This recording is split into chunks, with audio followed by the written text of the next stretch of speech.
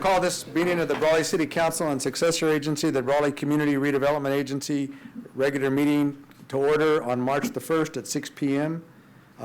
Roll call. The minutes will reflect all council members present. Okay. Invocation. I don't think we have anybody. Luke, would you do the honors? Sure. Let's bow our heads. Gracious Heavenly Father, we are grateful to you again tonight for this opportunity to gather together, Lord, to guide our city. We ask that you would give us wisdom, that you would give us patience to deal with each issue that comes before us. We thank you for your many blessings that you pour out on the city of Brawley and on each resident. We thank you for the staff and the leadership and the council that we have working together here at this time. I ask that you would continue to heal us of this pandemic. Lord, those of us that have loved ones that are sick with COVID, we ask that you would heal them, that you would restore them. Thank you for your hand of protection, and we ask that you would continue to protect our city, our safety workers. Thank you for our firefighters and our policemen.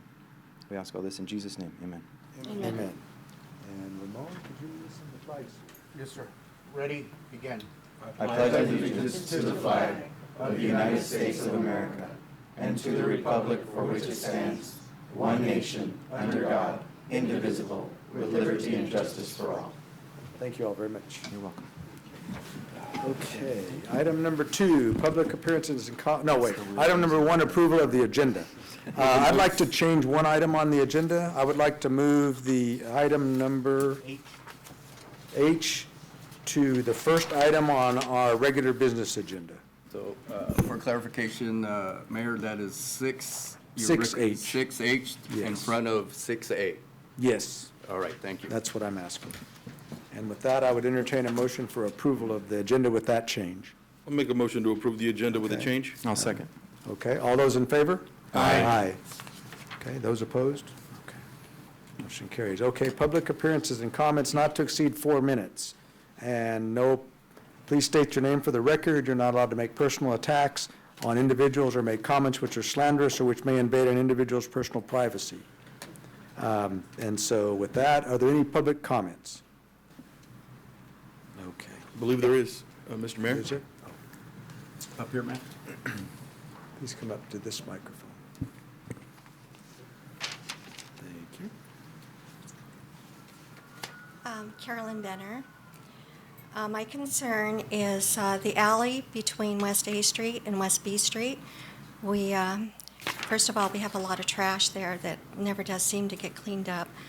Also, there's a homeless man that's been living there, and I guess probably the reason for a lot of trash scattered, I don't know. But my concern is for the children that go to Phil Swing School that are only a half a block from there. This is right off of Western. And today we went through the alley, and the homeless man, he was exposed.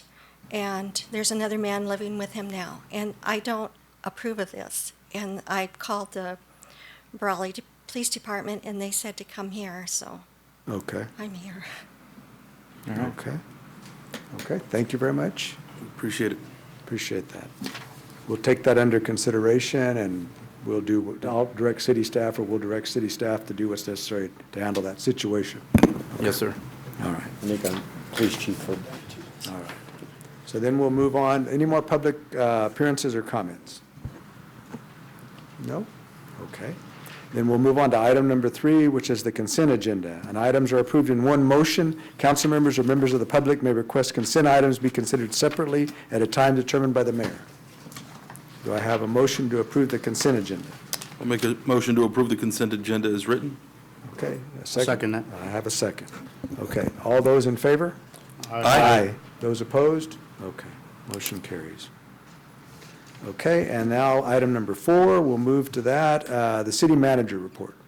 Thank you, Mayor. I have quick three items real quick. The first one would be the parks, Mondo. Park staff created this what I think is a very neat brochure about all the parks that are available in the city. You can just scroll through at and a little history and information about each one. And if it's not up on our website today, it will be the next couple days. But I just wanted to have the public see that. It's a great deal there. I learned some stuff today about all these parks and some of the little bit of history. What are behind it. some of the things you learned today, Tyler? Oh, that there was. On the spot. Back up and let me read something real fast. It was on, nope. There we go. Pat Williams Park. There you No, go. the one there was a railroad track. Yeah, There you that go. one, Kelly Park. Kelly Yeah, Park. Yeah, yeah. That's right by Mayor the fire Kelly. I station. didn't know Yeah. we had a Mayor Kelly. That was in the 40s. So yeah, that was interesting. Yeah, Howard Yeah. Kelly's Park. It's right next to the fire station. Yeah, okay. Yeah. It's like a park bench. But I appreciate Mayor Pro Tem calling me out on that. I'll be more careful with my words. But anyway, that was all created in-house, and it's a very neat thing, and so Yes. I appreciate the park staff putting that together. The second thing is we have, I'm going to defer here to we have a wonderful program that's just starting tonight or tomorrow, and I'll have the police chief come up and address that. Here's a picture of our couple of officers on their bikes. Good evening, members of the council, mayor, city manager, and public. And yes, I'm excited to introduce our new bicycle patrol. You know, a lot of neighbors been having, and I say neighbors because I'm also going to introduce our new handout for neighbors. As you know, last council meeting, we introduced this platform which allows us to interact with the public a lot better. So in response to that, we're now deploying bicycle patrols to target areas of our city, and we're actually starting today. And last council meeting, a resident also mentioned the fact that we should educate the public both in English and Spanish, and today we do have these handouts, English and Spanish, so I would like to pass those out to the council, and we are keeping true to our promise to doing that. And today, that's what our officers are going to be doing. They're going to be targeting some problem area. So I did make a note of our resident here, so we will be taking a look at that location that she mentioned. And in addition to some of the target areas that we have, we believe that change in tactics are really going to address some of the vehicle break-ins that we've been experiencing. And we cannot continue doing things the same way, and that's why we decided to go with this format, which I believe is going to be successful. And again, I want to encourage everybody that's listening, that is a citizen or resident of Brawley, to join neighbors, because that's how we're going to beat crime in our neighborhood. You know, we got to join this virtual neighborhood watch. Thank you. Fantastic. Thank you, Chief. And lastly, one last item, I had the pleasure of being visited by the Magnolia Kinder class today, and we gave them a quick tour of City Hall here, and they were all very impressed to find out where the governor and lieutenant governor sat. There we go. And so that was fun. Don't even say that nowadays, you know, it's like, I don't want to be blamed for Yeah, things. and they asked all kinds of interesting comments and questions. Yeah, it was a joy. It was a lot of fun. And I was a hero because I handed out candy. Which so. school was it? Magnolia. Magnolia. Yeah. Okay. Awesome. Kinder class, yep. So that's it, Mayor, thank you. Okay. Thank you very much. Item number 5, study session, strategic long-term planning, I think. Long-term planning, review and discuss general fund projections presented by Carla Romero, Finance Director this year. Carla?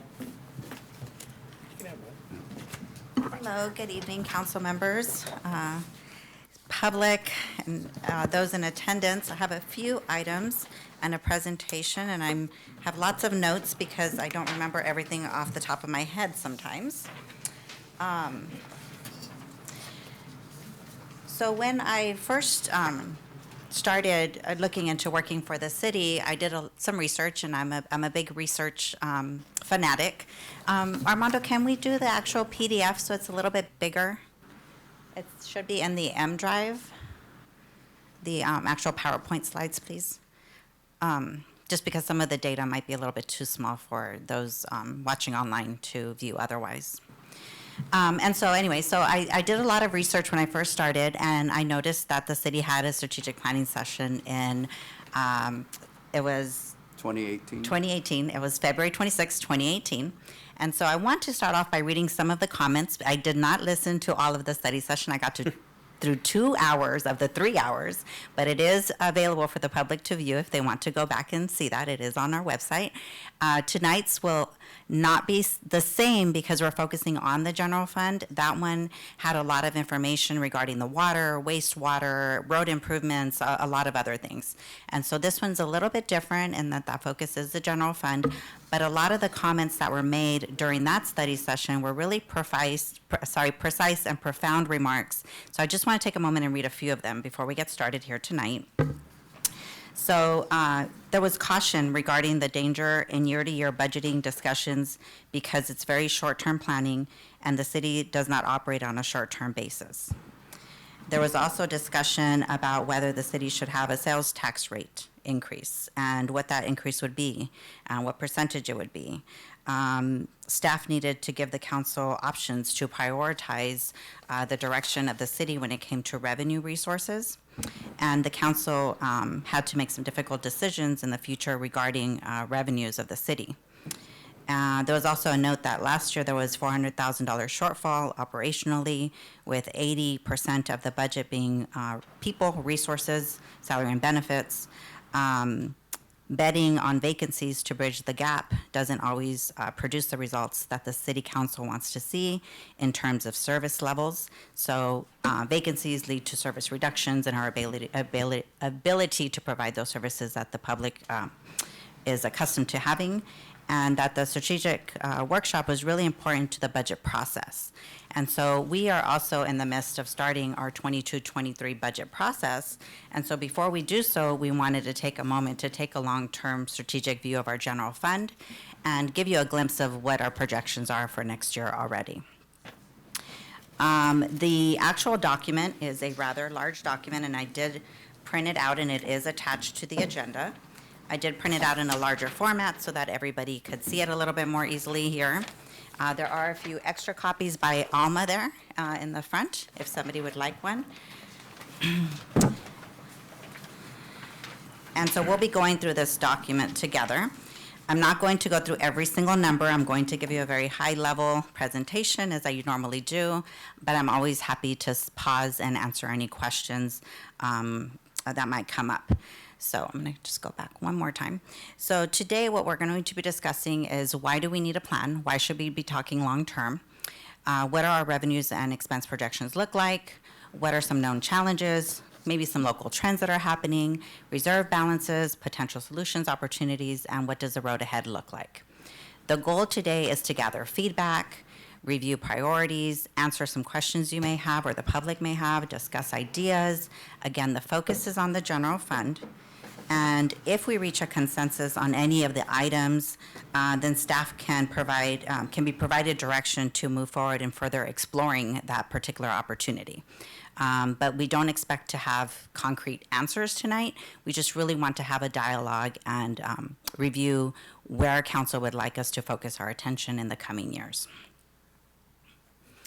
So again, the general fund is our focus. The general fund includes all of these services here that you have on the screen. Again, water, wastewater, airport, those are not going to be discussed tonight because they're not supported by the general fund.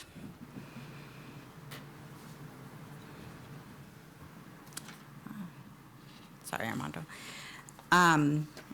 When we talk about long-term planning, we often, it's difficult, right, to see a 10-year or 5-year horizon, but we know that the city will be here in perpetuity, hopefully.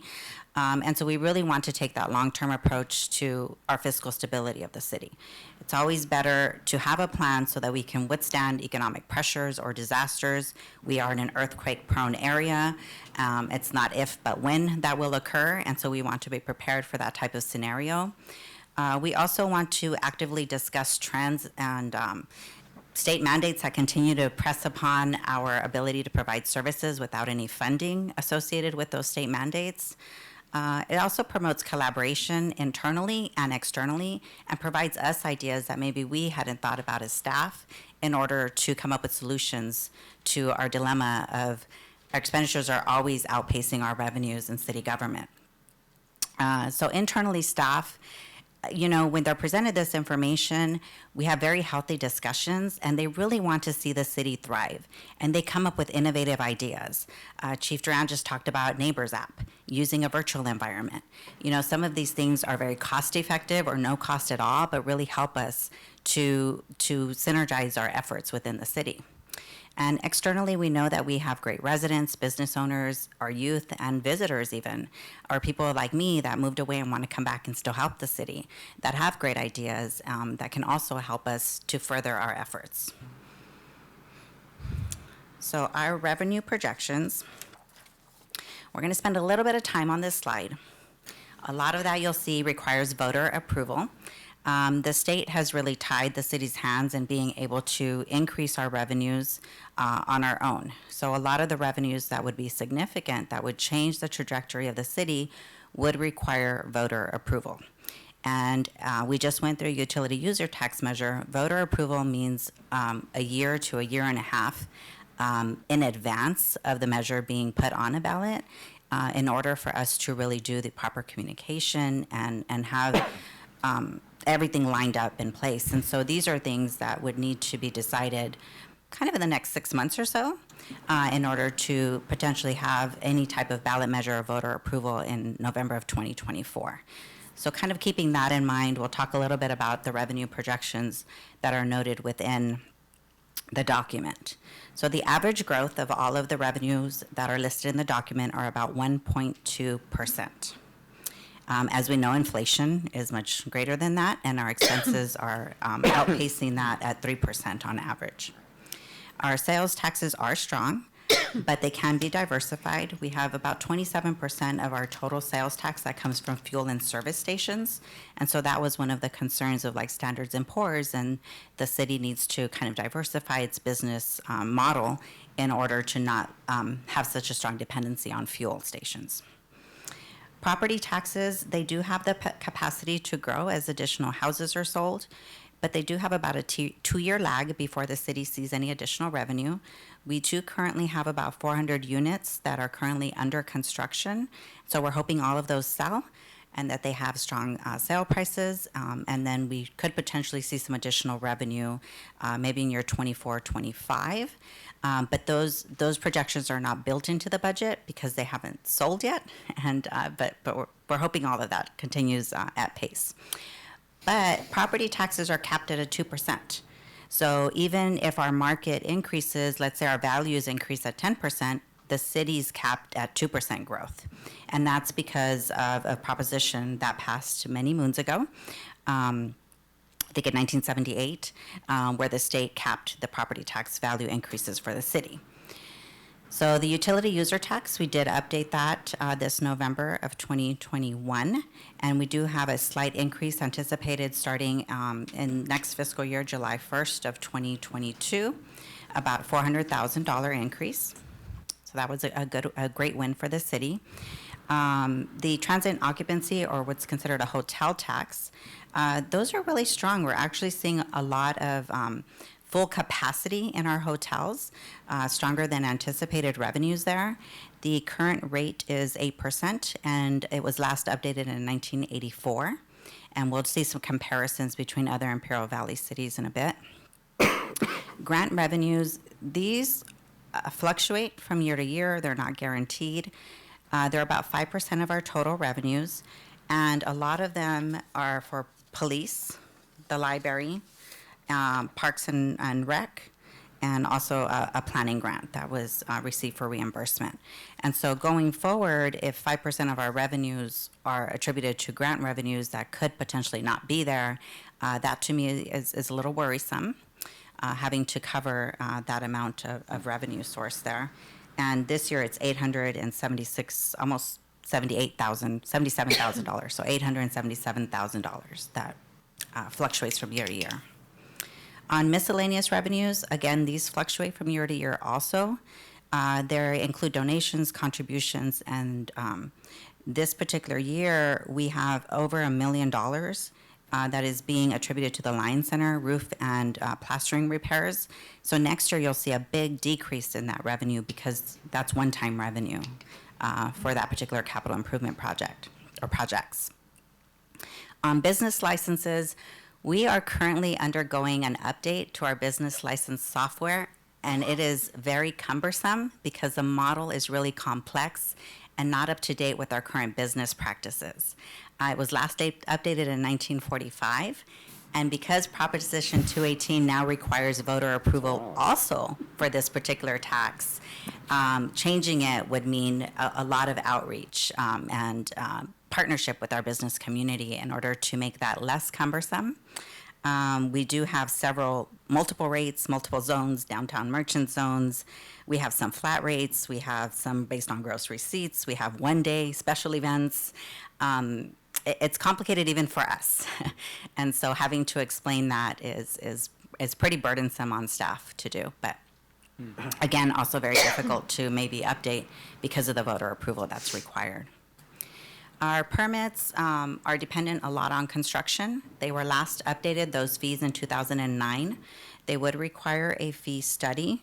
That does not require voter approval, but it does require several kind of public meetings and studies, an independent consultant to verify that we're not charging more than what the service costs us to provide. We can get full cost recovery, but we cannot make a profit. And so there's a cap again on how much we can recover or how much additional revenue potentially changing those permit fees would allow us to recuperate.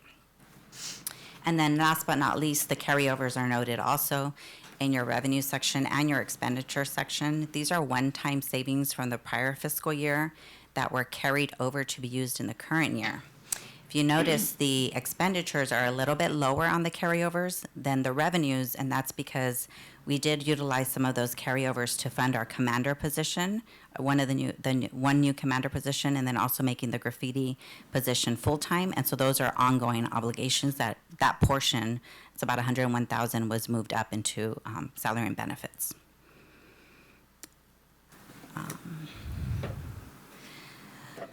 So if we talk a little bit about the current budget, again, just sticking to revenues here, on the left-hand side, you have only your tax revenue, which are generally, if you look at the 10-year projections, there's a little line in the middle of the green there. Above that line are your tax revenues. Below that line are items generally related to development or economic stability and that are fluctuate a little bit more. So on the left there, in the bottom left, are your top 4 revenue sources of the city, and they are all tax revenues: sales tax, property tax, utility user tax, vehicle license fee. Again, those are related to this current year's budget. Next year, we'll see a little bit more in that utility user tax. As a reminder, our sales tax rate is 7.75%, but the city only keeps 1% of that total amount. The state keeps 6%. And then another 0.75 is for Measure D for transportation, and the rest the state gives, another 0.25 the state gives to the county for transportation purposes. The state base amount is 7.25, and the capacity to increase a total sales tax, like any entity, is only 2% above the state amount. So if you take the city of Brawley, the potential capacity would be to increase it by another 1.5% above the current rate. A potential option. I do have another slide that talks about other cities right now. Property taxes, again, the city only retains 22% or 22 cents for every dollar.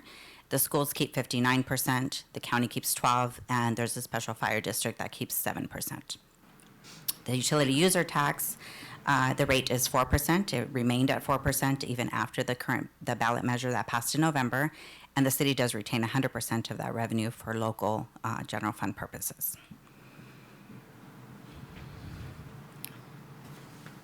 Sorry, this. Question about the sales Yes. tax. Any increase in sales tax, that would all come to the city of Brawley? Yes. So any increase would be associated, the 1% is a base amount that is allocated to every to every city. It's called a Bradley Burns allocation. Any additional amount would be considered a transaction use tax, and it would come to the city. There's a difference in the way both of them are allocated as well. So the transaction and use tax, if you have something delivered online to your residence, the city would get that additional 1%. If you go and you buy a car, let's say in El Centro would get their 1%, but the city would retain the difference because your sales tax rate that you pay is based on the location where you live for a purchase of a vehicle, a boat, an RV, those types of larger items.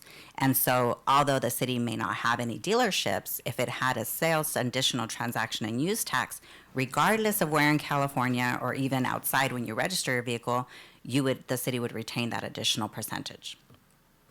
So there are nuances and there are differences. And a lot of times cities that have a transaction and use tax see more revenue, about 10 to 15% more than their base Bradley Burns because of those differences. Carla, a question on the TOTs, isn't it safe to say that we keep 100% of that too, like the utility tax? Yes, Yeah. yes. We don't have any tax sharing agreements for hotel taxes, so we do keep that full amount. I have a question about the TOT. On the TOT, do we also receive the taxes for the transient workers that come into the hotels that are in town, or do we not? As long as they're staying less than 30 days at a permanent location, that we are receiving remittance from the hotels. Then we get the TOT. Yes. The one part that I'm looking into is short-term vacation rentals. So I used to operate a short-term vacation rental myself in a different city, and that particular city had a large amount of TOT revenue associated with short-term vacation rentals. If you Google Brawley and an Airbnb, there are a couple of short-term vacation rentals, and they are not currently remitting. But I don't know if our current ordinance allows them to remit. And so again, there's capacity just internally to review our current processes. That could also lead to some additional revenue, but not a significant amount when you're only talking about a few homes. Good, So, like it's a good $40 question. a year maybe collected from that, but I don't know. Yeah, it wouldn't move the needle enough, but it's definitely think something we we have a should lot look of into. tourists. We do have Especially in July, they come, you know? Yeah. So this particular chart, I'm always looking, it doesn't mean that we need to be the same as another city. Every city's different, every city has different priorities, and we never do everything at once, right? It takes a lot of resources for us to be able to implement any of these changes. But I just wanted to give you a visual comparison of where other local cities lie, where Brawley is at the top there.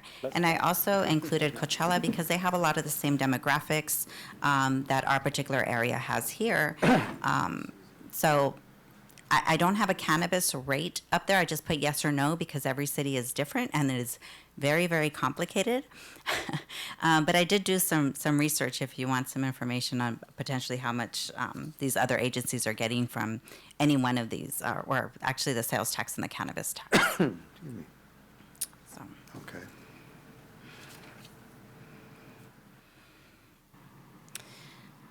So any questions on revenues before I move on to expenses? And I can always come back to any one of these slides as well if you think of a question later. Okay. So earlier I mentioned that our expense projections, yes? Just the growth projections, that's based on history? Was that just a look back and that's what it's averaged, or is it, how did we arrive at what's generally looks like 2% on the bigger stuff, on the bigger buckets? That's a great question. So again, property taxes are capped at about 2%. And so, Okay. we do that. Yeah. Sales tax are normally at about 2. If it's a really, really strong economy, we could possibly hit 3, 4 if there's a lot of inflation also with the strong growth and maybe new businesses, but on average, it's about a 2%. Some of the other ones are just based on averages that we've seen over the last few years. So some are really I just want to make sure low. I'm not mixing up tax rate with rate of growth. So the Right. 2% is a year-over-year Rate of growth. projection? Yes. Okay. So what I did do is in 22, 23, Yeah. is I've already adjusted some of those for where I'm projecting next year's revenues to start, and then from there, the growth projections occur for most of these revenues. And the projections have been fairly accurate, right? Yes. Yeah, they have been from what we've seen here, so. Thank you. Yeah. I'm sorry, I think I missed an increase in the TLT tax. Would that require voter approval? Yes. Tyler says it's been accurate since 2019. And he came out with it. I think as we continue, Carla, just my thoughts is just obviously being mindful for us on account of the other side of this equation, besides the rates that we're discussing, obviously, is really growing still back to growing the actual number, the revenue side. So there's opportunity potentially to bump up that projection if we take an active role in that, right? Econ development, et cetera. If we, right, if there is additional housing or if there's additional businesses, all of that moves the needle. Yeah. I will tell you that the most significant thing that will move the needle the most and permanently would be a sales tax measure, depending on the appetite of the community and the council. If we did, let's say, a 1%, it would be $3.2 million potentially on an ongoing basis for the city. If you just did a 0.5%, it would be about $1.6 million. And so that's the type of stuff that will really move the needle, because when we get into expenditures, we're going to see that there are no capital improvements or additional staffing levels associated with those in these projections. So when you start layering in those capital improvements that are $1 million for a fire truck or, upgrades to buildings, that deficit escalates very, very quickly. And none of that is included in these 10-year projections right now. Yeah, that's an important point that I'll reiterate. In the operational cost below the revenues there, that is assuming status quo where we're at right now as far as everything, positions, any projects or operational ongoing expenses we have, so. And I think it's important for the public to understand that government finance is so different than private finance in the way we operate and the way things are done in the private sector. You're agile in the private sector, you're not in government, and it's much, much, much more expensive. And so, the construction of for example, let's say this facility again today, that would be in the millions of dollars, whereas a private company could put that up and develop it rather quickly for a fraction of the cost. Absolutely. So I think, and that's why, things are so expensive, right? We just have to abide by different rules, right? You're subject, to public bidding, prevailing Certainly. wages. I mean, that alone, prevailing wages could increase the cost by 40%. Right. So- And I mean, even, I'll go off track a little bit, but even like, for example, Legion Road, that took multiple funding sources, multiple years to complete, just that stretch of road where maybe in another state that could have been done over, the course of maybe 4 months or 2 months, right? So it's just different the way we operate in California, and it's just expensive, much more expensive. So anyway, I wanted to make sure that was clear, because we throw around these dollar figures, and I think people sometimes don't realize how expensive it is to operate the city.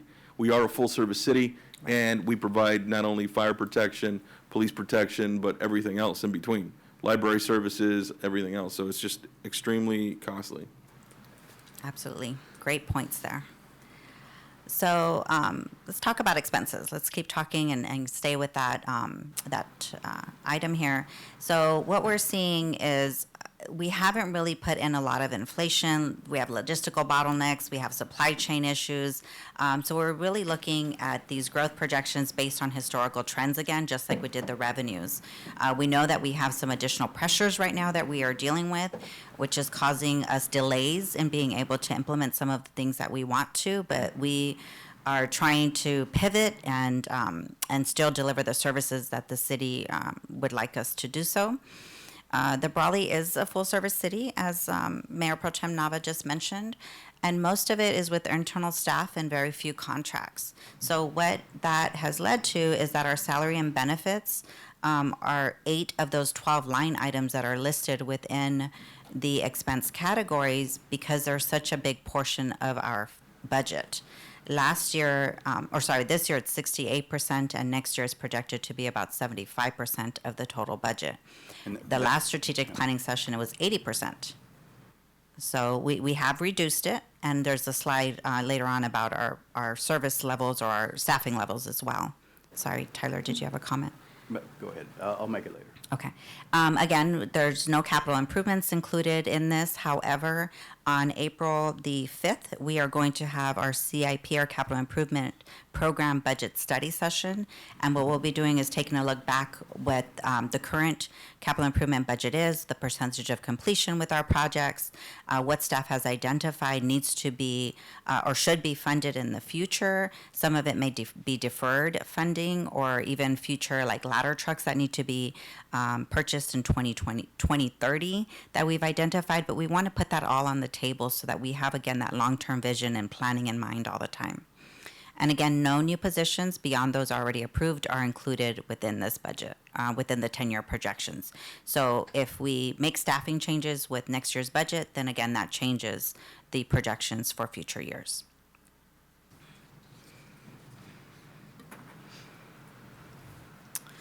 So the next two slides are two different ways of looking at our expenditures. You'll see the pie chart on the left there. These are by departments that are on the right-hand side have the numbers. The left-hand side has a pie chart with different percentages. Police and fire make up 49% of our total budget. And again, the total budget right now is $19.3 million.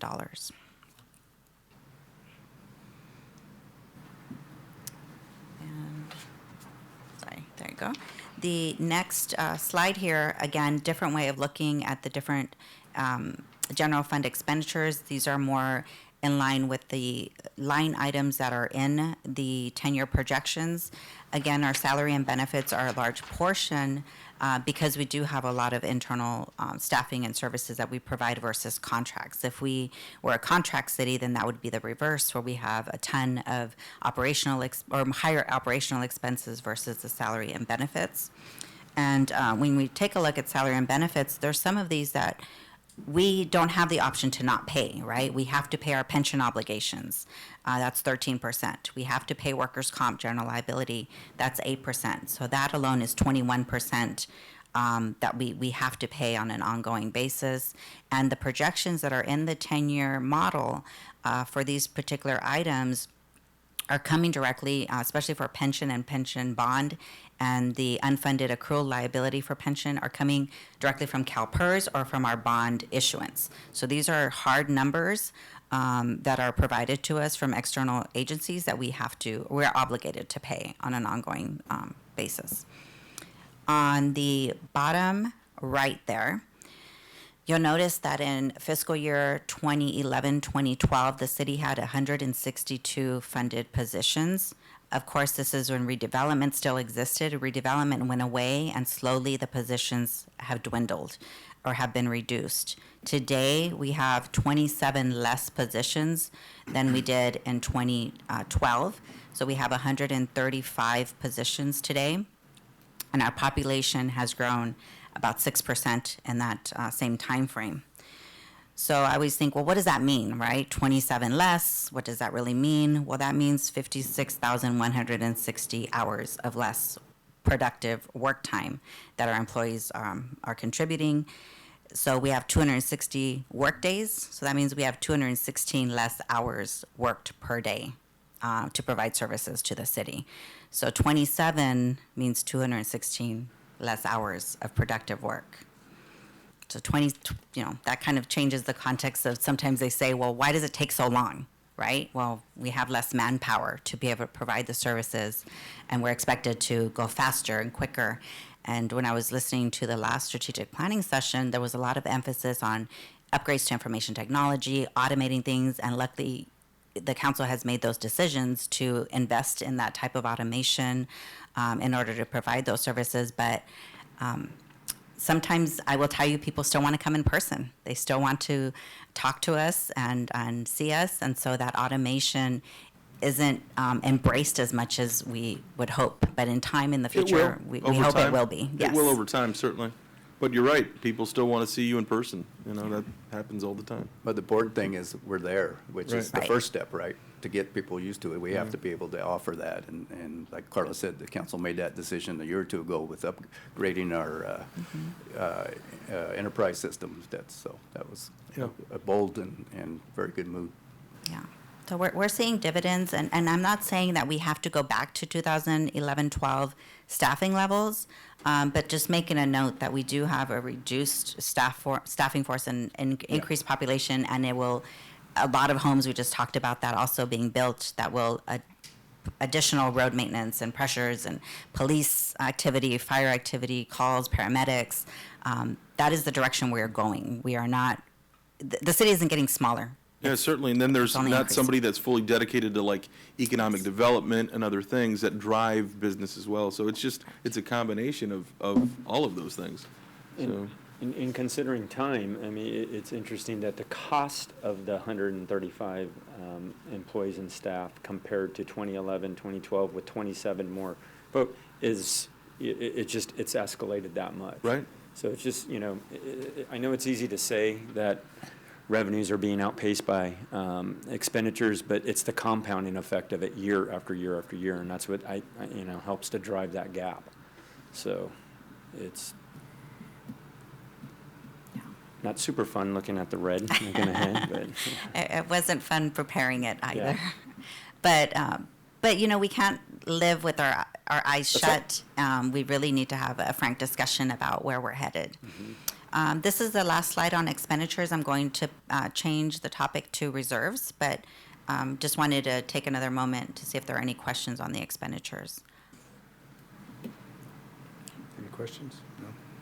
Carla, I think it just emphasizes what you've already through a previous budget cycle have been saying. Some of these, they're just the cost of doing business. Like the pension liability was the one that kept you up, at night. Now you can see kind of a projected schedule of what that looks like. So it's just not an exciting topic, but we can't emphasize it enough that, in the business we're in, these are cost escalations that we can't escape, so it really does frame it differently, right? We got to be creative, we got to be aggressive in some ways, but every penny counts, and how we invest it really is what it comes down to. Hopefully we can do this and make a case. I will say that as every year as we continue to update the model, you'll see that the pension obligation bond drops off in what would have been year 11 here. And so there is an end to some of the pension obligation, but that is 11 years out at this point.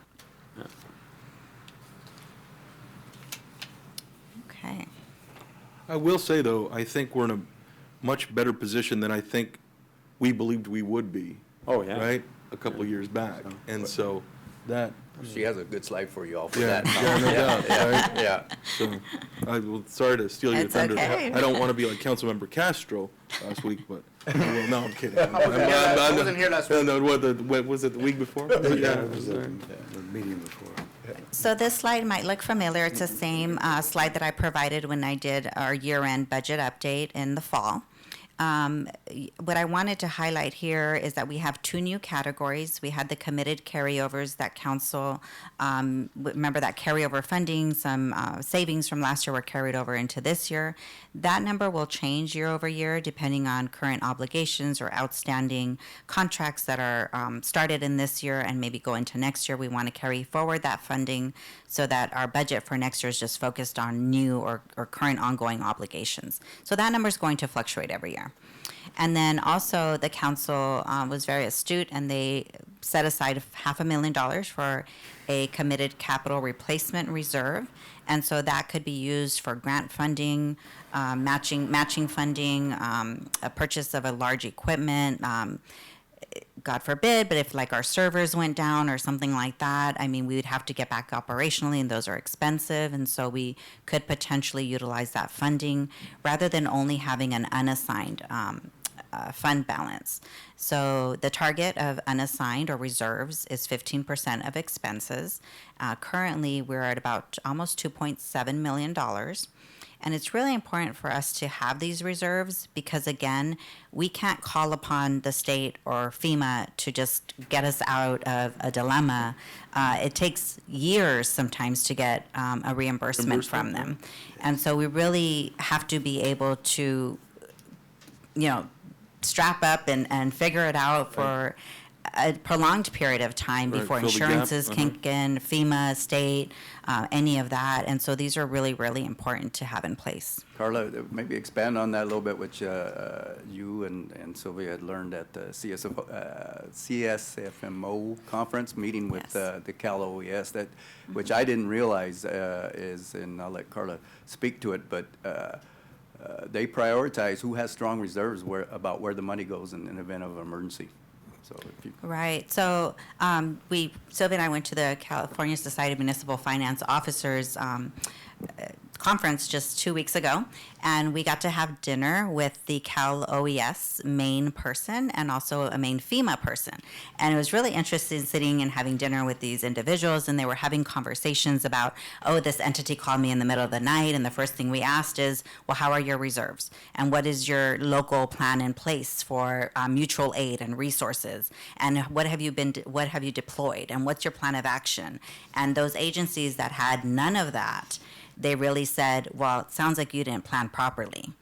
And they said, we'll give you a call back in the morning and see what we can do. Wow. But they weren't like, like if you answered, we have a plan, here's what we're doing, we just need some mutual aid, here's our course of action, 1, 2, 3, here's who was on deck, then they were more responsive to those particular members and funded their request much more quickly versus those that kind of close their eyes to having a potential disaster happening in their community. It's, I think, even like that at the local level. I sit on the ICTC board, as a representative for the city, and I can tell you, the cities that are prepared are the ones that are going, when they request things, it's just, Right. I mean, and the ones that are not, it's going to be difficult in making that and getting it to the finish line. So, yeah, I can see how that happens. Yeah. And I know that I personally have done a FEMA request for a bridge that fell. It took 9 years to receive back the funding, and on average, they're saying it's really? about 6 to 8 right now. Wow. So imagine 6 to 8 years before. So you have to float that cost somehow. Yes. And then be reimbursed at some point. Yes. Wow. It's a lot of time. Yes. Moving right along.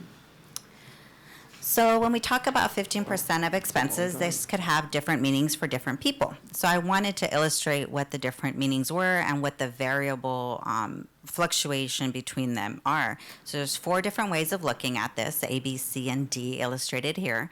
So we could either say 15% of our original adopted budget, of our current adopted budget. We can say 15% of our amended budget as of right now, which would give us a shortfall of $220,000. We could say our amended budget without those one-time carryovers, which would give us a shortfall of $151,683. Or we can say our actual expenses for last year, which would give us a surplus of $135,352. I caution against D only because last year was a pandemic. And if you recall, we had large savings that allowed us to do the carryovers and the capital improvements because a lot of our services were closed or restricted due to COVID. And so a better way of maybe looking at reserves is having a full reserve analysis that's comprehensive, that talks about cash flows. Well, what are the city's cash flows? During the summer, we have waiting for cash to come in for property taxes or sales tax, and so we have a dip in our cash flow, and we would need reserves to cover that. A natural disaster, which ones are we prone to? What would insurance cover? What would FEMA cover? What would the state cover? What does mutual aid look like? Do we have those contracts in place? And not to mention the 50 cents the kids pay at the pool. That's Right. another- Capital replacements. What do those look like? $1. What does our ongoing depreciation look like on an annual basis? And do we have the ability to replace our capital as it ages? Or are we hoping and crossing our fingers for a grant to be able to do so? What about an economic depression or disaster or fluctuation? How do we cover that? What if a large hotel closes? What if a large store closes? That gives us a lot of sales tax revenue. Do we have the capacity to have a dip in our revenues to that magnitude for a year or two to cover us before we figure out a long-term solution? There's also our pension obligations. Even though our pension bond will go away in year 11, the pension obligations will not, right? Those will continue to be there in perpetuity because they're a part of the benefit for employees. So taking a long-term look at, do we need a trust for our pension or even our OPEB, which is our health benefits? Maybe we can't put in $1 million a year, but if we put in $50,000 and you're earning an interest rate that is like 8 or 9% versus the city's portfolio, which is very limited, at a 1 or 2%, then again, you're making that slow progress towards a goal of funding these obligations that we know we are going to have in perpetuity. And so that's another consideration is, do you want us to take a hard look at those reserves and come up with the full analysis to maybe come up with some projections and a different way of looking at this 15% that's a little bit more quantifiable and has a longer term vision than the current target. One more slide on reserves. This one's for you, Mayor Pro Tem. This one's for you. Sorry, Armando, there you go. So the graph on the left there depicts what the trend would be if we did nothing based on the 10-year projection. So what we're seeing is that in 2026, we will have a deficit budget and we would no longer have reserves to cover us. So that's how long the current almost 7% would last us. On the bottom right there is what our reserve balances have been, and you'll see that those dips are really big there, but the recovery is gradual and it's hard, and sometimes it means that we're not delivering the services that the residents expect. Last year was because of COVID, and so we had a lot of savings and we were able to increase these reserves, but the current amount is about almost 2.2 million below the 2015 reserve level. So what we don't want to do is we don't want to go back into using reserves, which is one-time money, for that ongoing operational side. So that's why we're having this discussion today is, if we look at the long-term projections next year, we might have to make some decisions, but not drastic ones, right? But then the following year already, in 2024, we would have a deficit. Mm-hmm. And so what does that look like? What can we do to prevent that now? How do we prepare for that? How do we communicate what is happening, or how the city's finances operate? Because Mayor Pro Tem Nava's correct. They're very, very different than most people are used to seeing projections or ability to raise rates, right? Our hands are tied in a much larger fashion than a regular business would be. Any questions on reserves? Is there, I know this has been talked about in the past, but what, the actual reserve, the reserve amount, the threshold that we're, The we're 15%. basing this off, yeah, Mhm. is part of kind of, as we're taking a deeper dive, is studying, is that the appropriate amount? Is there some consideration for this projection that we're looking at, which is fantastic, right? Getting, looking ahead with a little bit more clarity. Would a lesser amount make a difference, or would that be jeopardy? Why should we be underfunding it if it just looks here like we're not going to make it? Or, I know that's kind of moving the goalpost, but or is it the appropriate amount? I guess that's the question. My assumption is the more the merrier, but. So Government Finance Officers Association has some guidance on reserve levels. There is no official you must do this type of guidance for any agency. It really is up to the agency and how they want to look at their long-term projections. So you could do a percentage base, and it could be different for any agency. There is no set guidance. Or you could base it on analytics, there's some examples there on the right-hand side. And we didn't have a reserve policy before. We set yes. that as Yeah. council. So it's Yeah. just something that we've There's no- adjusted over the course of the past several years, but yeah. There's no right or wrong. No. Having a percentage is better than having no percentage and no target. Yeah. But there's just different models and different ways of doing it. And even if you did a full reserve analysis, it doesn't mean that you would incorporate all of the categories. Maybe some of the categories you want to gradually do over time, and you want to continue to monitor and potentially incorporate into your policy. But some of these you might say, you know what, we really want to have our capital replacements reserve, because that is how we operate, that's how we provide our city services, so that's important for us. So let's analyze that one and see what that threshold looks like, or what that target. So I'm sorry, instead of having like a general overall policy, Right. maybe more specific to a particular account. Yes, and each one of the different categories would allow for specific uses, and the council would still have to allow us or give us permission or authority to use that funding in each one of the categories.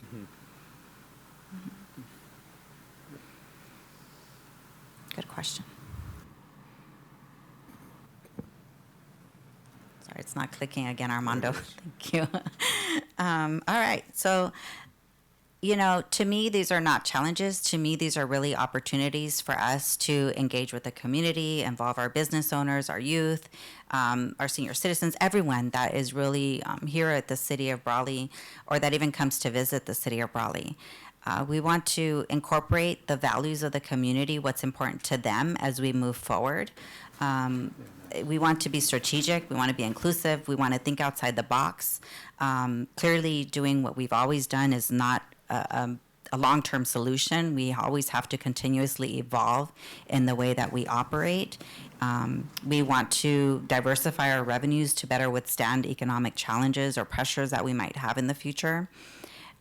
We can explore what other people are doing, other governments. Happy to do that. I always love reaching out and collaborating and seeing and kind of sneaking in the back door and learning lessons from other government agencies so we don't have to go through those difficult, hard lessons ourselves, but rather make it even better and easier for us to implement things. Are there any examples of special tax situations like in El Centro or Calexico? I do know that they have the cannabis revenue coming in, that tax, but in other situations aside from the cannabis tax. Not today, but when you come back, if you could have a few examples for us. Oh, yeah. There's actually like special community facility districts. There's special assessment tax on certain properties or business districts. So there's other options that the city hasn't explored. Again, it all requires voter approval. Of course. Nexus, and it might be a little bit more difficult to do like a business improvement district just for a specific area in town, that then what those are based off of is like a property value index increase. So you only get the incremental difference between the property values. So it could be a little bit more complex, I guess, but not as much revenue as you would anticipate like a sales tax measure would bring. I think there's also talk at the state level about increasing the amount of voter approval for special taxes, 66%, A 75. 75. Is It's it already at 75? 66. Is it 66? It's at 50 plus 1. Yes, it's 50 And then plus- special taxes are 75, but yes. 75% right now. See, so that's a difficult proposition. Yeah. Yes. wow. Very difficult. We'll be talking Takes that about that off at the our table. next council meeting. Yes. That But yes, pretty much there's isn't gonna some happen. potential legislation in November that would make it even more difficult for agencies to increase any revenues. Yes. There's additional requirements. So, Things remain they remain the same, or they're more expensive, you know what I mean? It's just expensive to run the city. Yeah. And ties up our hands in trying to generate more. We pretty You know. much know that. I know, but it's Yeah, so expensive to run a city. it is. Not going to change. So we're constantly internally evaluating what's working, what isn't. When I hear, well, we've always done it that way, my first question is why? Is it working? What can change? How can we make 10 steps into 5 steps? And so that is the tone here internally that we're continuously asking, because we know the resources are not infinite, right? We have to live within our means. And so that is just the thought process internally in order to make it work with what we have currently. I mean, it's just an important topic, but look at, for example, the utility user tax, how that changed over the course of just 10 years, right? From the way technology has changed and the way people receive services, and, ultimately, you started to see revenues starting to go down from that, right? Without us presenting it back to the public and changing that, it would have continued, right? To go down. And so it's a changing time. It's just more difficult to do things, but, and it's still expensive. It So. is. It always is. Thank you, Armando. So a little bit about what we're doing next. We are, of course, developing next year's budget, and those budget discussions will start with our capital expenses and evaluating our capital improvement plan. we really have the ability to make a difference for our future, to change the trajectory of where these 10-year projections are going, to explore uncharted opportunities that, like Councilman Castro just said, well, what else is there that we haven't thought about, right? It's our opportunity to explore that. What else can we do? Untapped potential for innovation, collaboration internally or with other agencies. But some of these decisions I won't take lightly, and you know, they are difficult, especially when you're talking about increasing revenues or diversifying your revenues. That is coming from the external agencies or public, and so I know that that is not the most popular choice, but it's that, or we're going to reduce expenses, programs, or services. So we have to make a decision which one is more important to the community. Are we going to take a hard look at those revenues and try to adjust them at the same time as we're trying to make things more efficient internally and still provide the services and programs that the community desires? So I guess sum it up a little bit here, Carla. What we're asking for you, well, first of all, we wanted to provide you the long-term planning, which is great. We haven't had that in a long time, which provides you data, and as staff can attest to, I'm always about, what's the data, what's the data? If we don't show you, you can't rule properly or make decisions properly. We got that. So I guess that we would, like a pre-Super Bowl party, this is more like a pre-strategic planning party for you guys. And we're looking for direction, like maybe what's the next steps strategically? What do you like to see as we prepare the budget for the short term? So that's basically kind of, and we're here for any suggestions, ideas, or any, directions, and maybe a step for the near future is another strategic planning. I know Donnie's ran a couple of those, is real strong at that area. So we know now that we have additional data that really hasn't been presented in the past.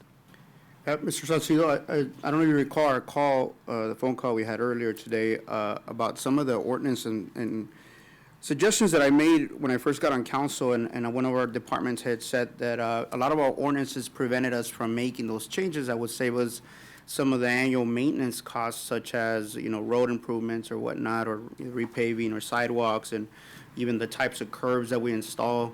And I think we need to take a closer look at that and see how, what it costs us, what changes we can possibly make at the local level, and then see how much money it would save us in the future. And I think we discussed this a few other times. It just hasn't been brought up like this, right? Where we can make it, use it in a way where we can plan and see what it would cost us or save us going forward. I would like to see some of that, specifically those ordinances that Gordon Gass referred to about a year ago, that would prevent us from, making certain changes that would allow us to save money. Yes, sir. Thank you. Tyler, you mentioned some of the data. Do we have some of the modeling that we were that we were expecting from Urban 3 and some of that? The one pending thing is You mentioned is that that. one Okay, issue I figured that you'd we say. but yes, we do. And That's why I was a little tentative in asking. Yeah, But and they have reached out again to the county. You might want to let them know that we haven't heard back yet. But most definitely, and that's one side of the coin. The urban 3 planning presentation.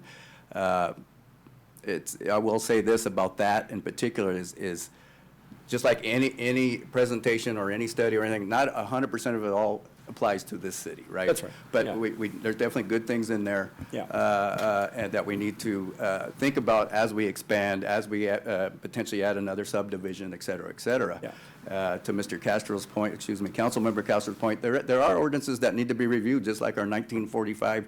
And there's some things that maybe this council does not want to agree with the way this particular ordinance reads.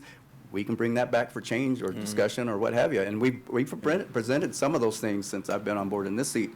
Chief Duran, and we've had some other ones that, we're looking at ordinances. And if you have a particular one, I'll follow up with Mr. Gase. I'm still in contact with him and specific of certain ordinances, but most definitely we're more than willing to bring that up and modernize or eliminate some things that don't apply anymore. And like the business licenses, I know we've discussed it in the past, and we actually vetted that topic out pretty considerably in years past. But it also, we have to consider that, what's the cost benefit, you know what I mean, of trying to go out to the voting public? Right. How much can you possibly raise from business license fees, you know? And so that's the other thing that we have to consider. But I would agree with Councilmember Castro, maybe considering some things that we can look at where it would make sense, right? Instead of, you know, I know that we could revisit, as an example, business license fees, but is that really going to make a change, and a swift change, and a dramatic change? It probably won't, right? And I realize they haven't been fully changed since 1945, because we've studied the topic in the past. But again, it may not be the solution to really any problem, to be quite honest with you.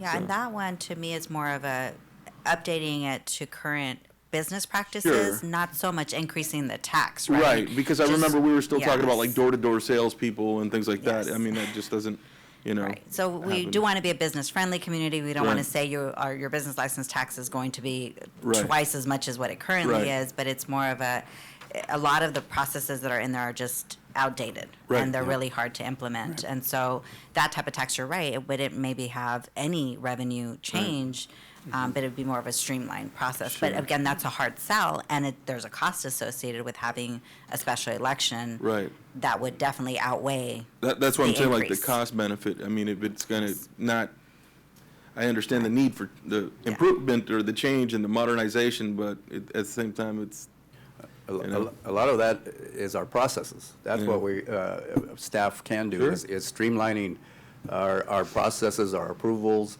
process, our plan checks, our building permitting process, and Sure. have what we call, maybe just like, as one example, a white paper. Here you go, Mr. New Businessman.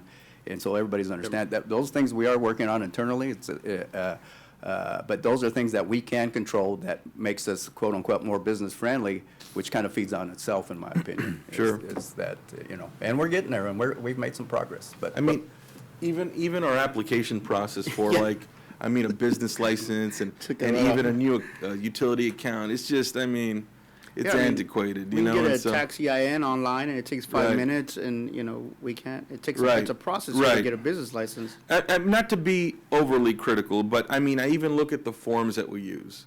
You know, and I'm very visual. I like to see things, you know, and so when we look at the forms and you're looking at a font from 1982, you know what I mean? It's just, it just says a lot about how we're doing things. Yes. You know, and so just modernization of those things, maybe using, you know, just our technology that we do have access to modernize the process, I think that's super important. But, you know, it's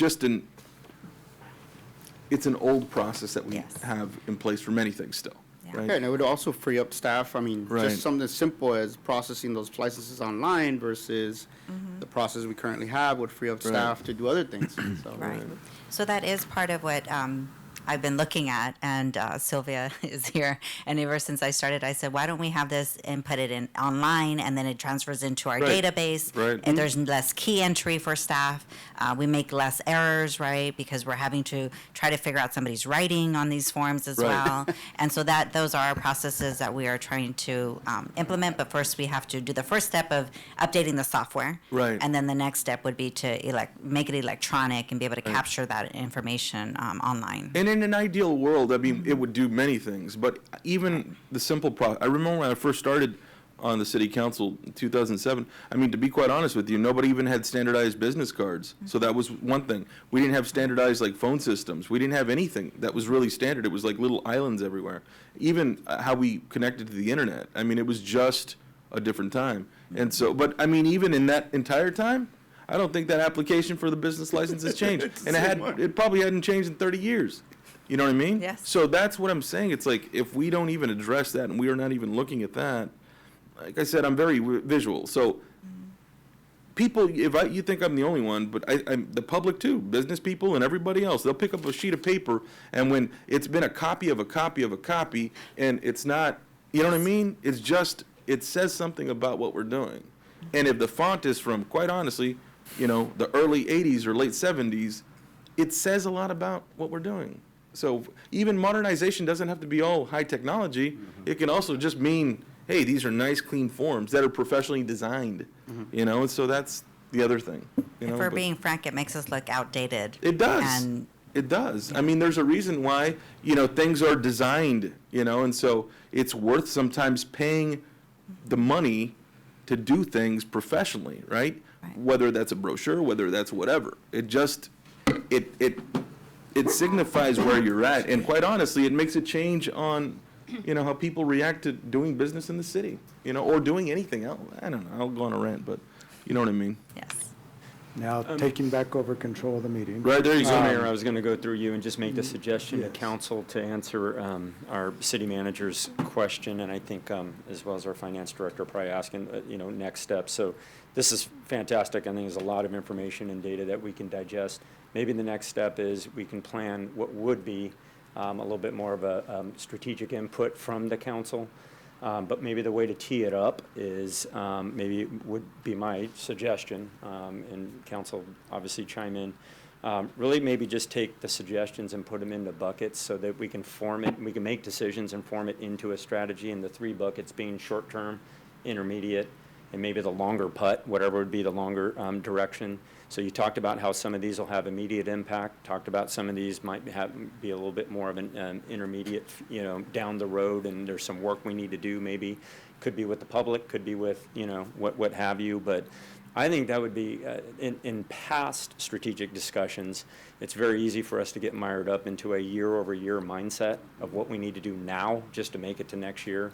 I think this will frame us in a little bit of, we can make some immediate decisions, but I think for this exercise is really looking out with this information. And if we have data to back it up, including, you know, Urban 3 or anything, or a portion of it, I think that would be helpful. But my suggestion would be to come back to council, so it makes it easy for us to see where the low-hanging fruit is, what's going to take a little bit more work, and how we're going to get there, and what kind of the longer term. So I think if we can accomplish that in a, you know, an extra hour or a similar workshop with another meeting, that would be a plus, I would think. I don't know. Mr. Mayor, if I could, Yes, sir. if you remember back when we had the strategic planning session led by Councilmember Wharton, I think there was some good information that was brought back at that time, and that may be a good way to approach it today, you know? A lot has happened since that time. You know, we've had pandemic, we've had a lot of other issues, and, you know, it's a new council too, so I think that might be a good approach. And if Councilmember Wharton would volunteer his expertise in that field, I would like to see that as, you know. See, that's what I was trying to do to you, avoid doing to you last week, $100 comment. Right. I would certainly avail myself to the staff if there's ideas there on how we can have that discussion, but yeah, that, absolutely, of course. But I think the key is obviously the staff expertise to bring back really where we should be looking for kind of the immediate impact, and then I think that'll give us good discussion, come out of it productive, and then kind of so small, medium, large, however you want to look at it, you know, but that, I think that would be very helpful. I think it's something we haven't done in a long time too. Yeah. So And if council or mayor is okay, then I can offline, you know, after me discuss maybe format or something with our city manager. That's fine. So city staff Yeah. has the direction, I think, on this, and we'll move forward from there. You guys will get together, and then we'll talk it over some more. Yeah. We'll talk it over some more. You can't hear me? No, you're Why whispering. can't you hear me? Because I'm whispering? You tired? Yeah, I am. I'm tired. I'm tired of this item. Let's move. Okay. Report. Thank you. All right, Thank you, Carla. Carla won't take offense to that comment. That's not the first time somebody said that. This was a long one. I mean, we took quite a while on We that stayed one. awake. We did. Okay, so we'll go to item number 6, regular business, and we'll take 6H first. And that is discussion and potential action to adopt resolution 2022, resolution of the City Council of the City of Brawley appointing 1 member to fill the vacancy on the Brawley Library Board of Trustees with term ending June 30, 2022. And that's pages 103 to 105 of your agenda. Yeah, Mayor, that we had this open for, I'm not sure of the length of time, but a while, and we do have 1 applicant, for consideration, and that applicant is here to speak on his behalf, I believe, so. We need to review the application first. I think we should for a couple of hours. Anyway. There are consequences to Hidalgo actions. I can entertain you while I wait. Is that fine? There are Much like Saturday consequences to night. your actions at the Hidalgo. That's why you're here still. Yeah, I think any other presentation, I think I would have been upset, but that was really informative. That was really, I learned a lot. And between the hiring of Tyler and Mr. Romero, I don't care what everyone says about you guys. You guys are all right. You guys are Thank you. doing all right. We No. appreciate They all that. say We we're all really right. People appreciate like that. this. No, yeah, so, recently, and I like the discussion, we're having a discussion at the school district as well. We're seeing a decline in our enrollment, and that will impact our budget as well, and operating costs and staffing. So, yeah, these discussions are being had, and we have to build that bridge. We're gonna be getting a new superintendent. We'll have some community forums. So I'll invite you all once we get those settled in. But yeah, these discussions are being had. Like I said, we saw it before COVID. I know people might say, oh, COVID, families left. But no, we were seeing a decline prior to COVID. Families just no longer having children, cost of living.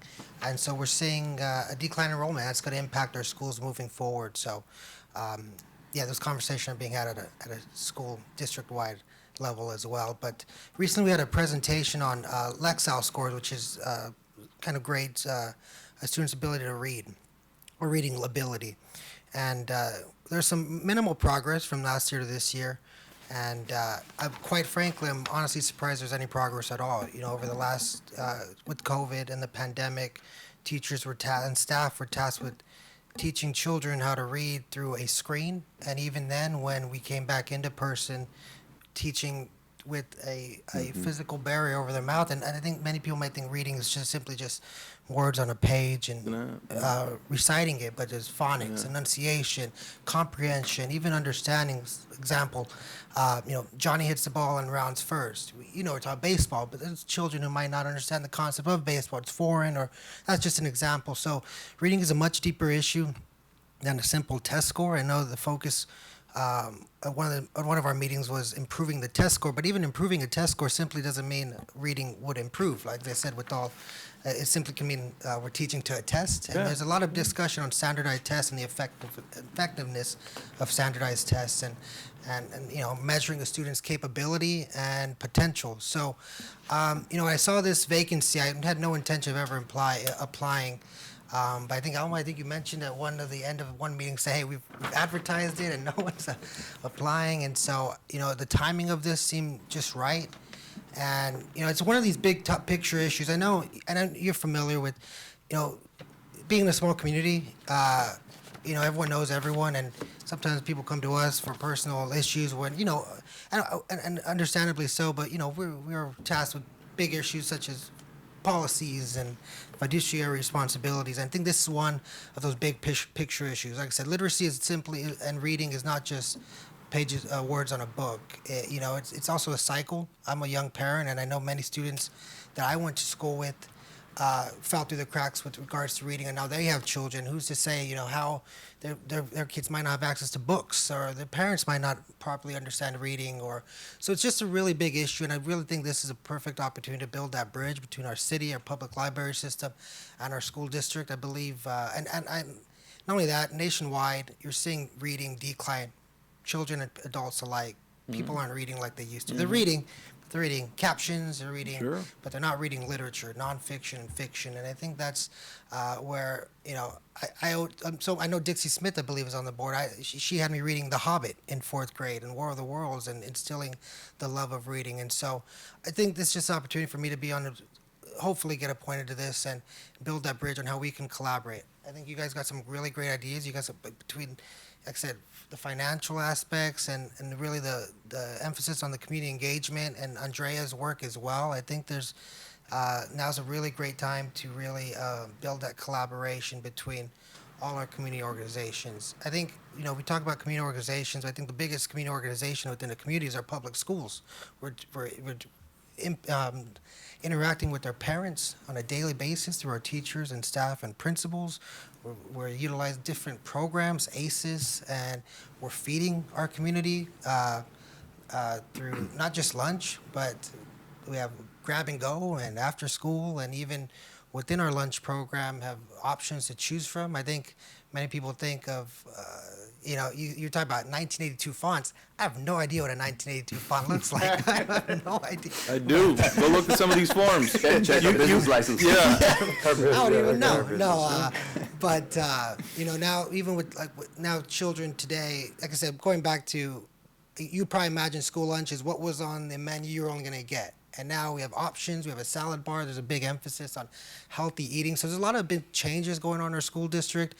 And like I said, I think this is just an opportunity to bridge to inform you all, inform the public library board, who's doing a great job of, and really, like I said, I'm a little younger generation, but I'm a young family man, and I know there's many family members like me who are just trying to get by and just trying to figure out how to help improve our child's life. And so I put an application and. Let's see if all the things I've said in the past come back to haunt me. Let's see. Oh, they will, don't worry. They will, don't worry. I'm sorry, I just want to say real quick, I commend you and the rest of the board on feeding our kids in the community. I tell you, a hungry kid, it's very difficult to learn when you haven't eaten. And so when you guys push for that, and then not just feeding every kid regardless of their their parents' financial status, whether they're middle class or whatever, just the fact that you guys are feeding these kids not just during lunch but morning and after, and all the grab and goes. And I just had experienced that with my kid at the high school level. I asked him, I said, "What do you do for food, man?" He's like, "There's all this stuff like grab and go and stuff." And I just remember, I wish those options would have been there when I was in high school. I would have been a little better off. But still, I commend you guys for that. That is key to getting these kids to learning, and obviously every generation, the more educated they are, the more educated their children would be. That's the correlation there. Yeah. So thank you for that. Yeah, and even I know with COVID there was a big you heard a comment saying I don't parent with the schools but schools are responsible for so much. Over the past few decades, they've been put the responsibility to feed our children, clothe them. I really opened my eyes being elected to seeing, how many kids go to school when it's cold and they don't have a sweater. And the only place they're going to eat is at our school. And so I know, like I said, I don't parent with Or school, even stability is school. Yeah, and so I know people absolutely. might think, schools are taking a bigger role in the lives, because if the schools don't, no one will. Yeah, and not only that, the right policy. There was a superintendent there years ago, Ron Garcia, who would take kids, those of us who had to pay for lunches, for our kids, and we fell behind. They would take our kids, sit them in the office, and give them a granola bar and a bottle of water, and the food that they had pre-ordered for that was just thrown in the trash can. And so it also gets some of these not so qualified individuals to be in those positions. It prevents them from making those dumb decisions of not feeding children just because there's a balance on their accounts. So thank you for that. In this situation, we're going to nourish their mental state. There you go. Brains, and so. Mr. Mayor, I think Mr. Revelar will make a good fit. I'd like to make a motion to approve. I'll second it. Who's the second? Luke? Okay. I have a motion and a second to appoint Mr. Revelar as our library board member, and appointing one member to fill the vacancy on the Brawley Library Board of Trustees. With that, all those in favor? Aye. Those opposed? There you go. Times have changed. Times have changed, and I really appreciate it, and I look forward to work with the board and you as well. I think you do bring an aspect to it from the school side. I think we need that in the library system, because you guys coordinate a lot, and a lot of the school kids do use our library. Yeah, and even engagement outreach. I know you have important. the new flyer for the parks. If you want to drop them off at the district office, feel free, and we can distribute. I mean, not only that, the outreach that schools can provide, from our texting services to our social media, we have access to every parent's cell phone, and so we'd be more than happy to spread the word on anything city-related that you'd like for our parents and families to know about as well. And you'll get a lot of information on the library that you can spread to the schools, too. Oh, of course. Very good. Of course. Very Thank good. you. Thank you, Go. Now I got to get even, no. I'm still working on it. Okay, so we'll go back to item 6A. Update on the City of Brawley declaration of local emergency as a result of COVID-19 pandemic, overall outlook, presented by Mike York, Fire Chief. You're up, Chief York. Yeah, get fixed. All right. Good evening, Mayor Couchman, city council members, and city staff. Mike York, Fire Chief. Tonight for our update essence of brevity, what we're seeing is our numbers in the county are about a third of what they were in our last council members report, both in active cases, hospital census, et cetera. As predicted with the variants, what we're seeing is the Delta variant, we're seeing very little rise, and as predicted, we're seeing our Omicron variant case count increase. Again, not dramatically at this point. The other 6 variants that were being tracked, there's been no changes in those numbers for the last 2 weeks. So we're in the Omicron world now. The big news is the California Department of Public Health mask guidance. As of today, the requirement that unvaccinated individuals mask indoor settings has been changed to a quote-unquote strong recommendation that all persons, regardless of vaccine status, continue indoor masking. So it's no longer required. Important note, though, is that private businesses and individuals have the ability to set rules in their house. We always ask our citizens and residents to be respectful of individual businesses' desires to request masking from their patrons. After the 11th of March this year, universal masking requirement for the education K through 12 childcare settings will terminate. The CDBH strongly recommends that the individuals in these settings continue to wear masking, but the requirement will be removed. I spoke with one of our local superintendents today. He said that they are well aware of it, they are tracking it, but they are standing by for our local health officer, Dr. Monday, to make the update to that order. There is still some universal masking for certain areas, specifically public transit, emergency shelters, healthcare settings, correctionals, et cetera, the very high-risk areas, including long-term care settings for adult and seniors facilities. But we are, as many people have said, we are one step closer to normalcy today. So we're hoping that we continue to see our numbers trend down and that we no longer see any spikes or surges. And if we mirror last year, that should be the case. Very good. If there's any specific information or questions, I would try to do my best to answer them now. The 10 in the ICU, that's 10 overall in the county? Yes, sir. Both hospitals? That's both ICUs. Okay. It's great. Very Well, great, that's very good pretty news. Not great for That's those pretty 10, but Not great to see great those for numbers those go 10. down. Yes, sir. Yeah, we've seen a lot of numbers go down. Okay. Very good. Thank you very Thank much you, Chief. for your report. Okay, let's go back to item 6B.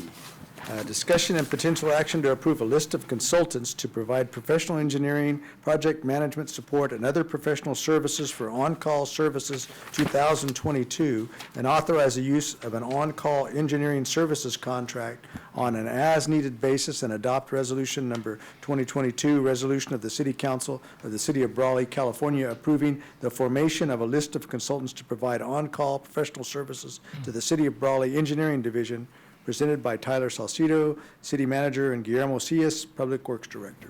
Thank you, Mayor.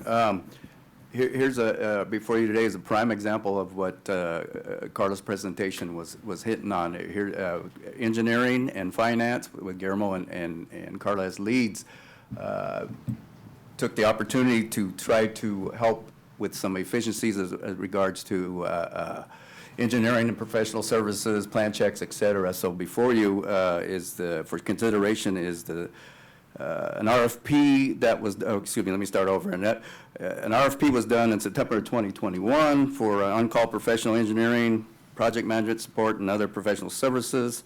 The full list of all the applicants are in Exhibit A of your contract template.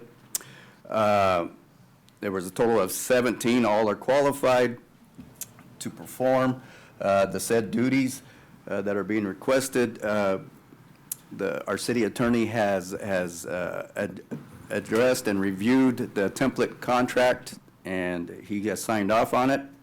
So in the staff report, as you read, it's not to exceed $300,000 during the term of a 4-year contract. It's a 2-year with an option to renew on a 1-year basis twice.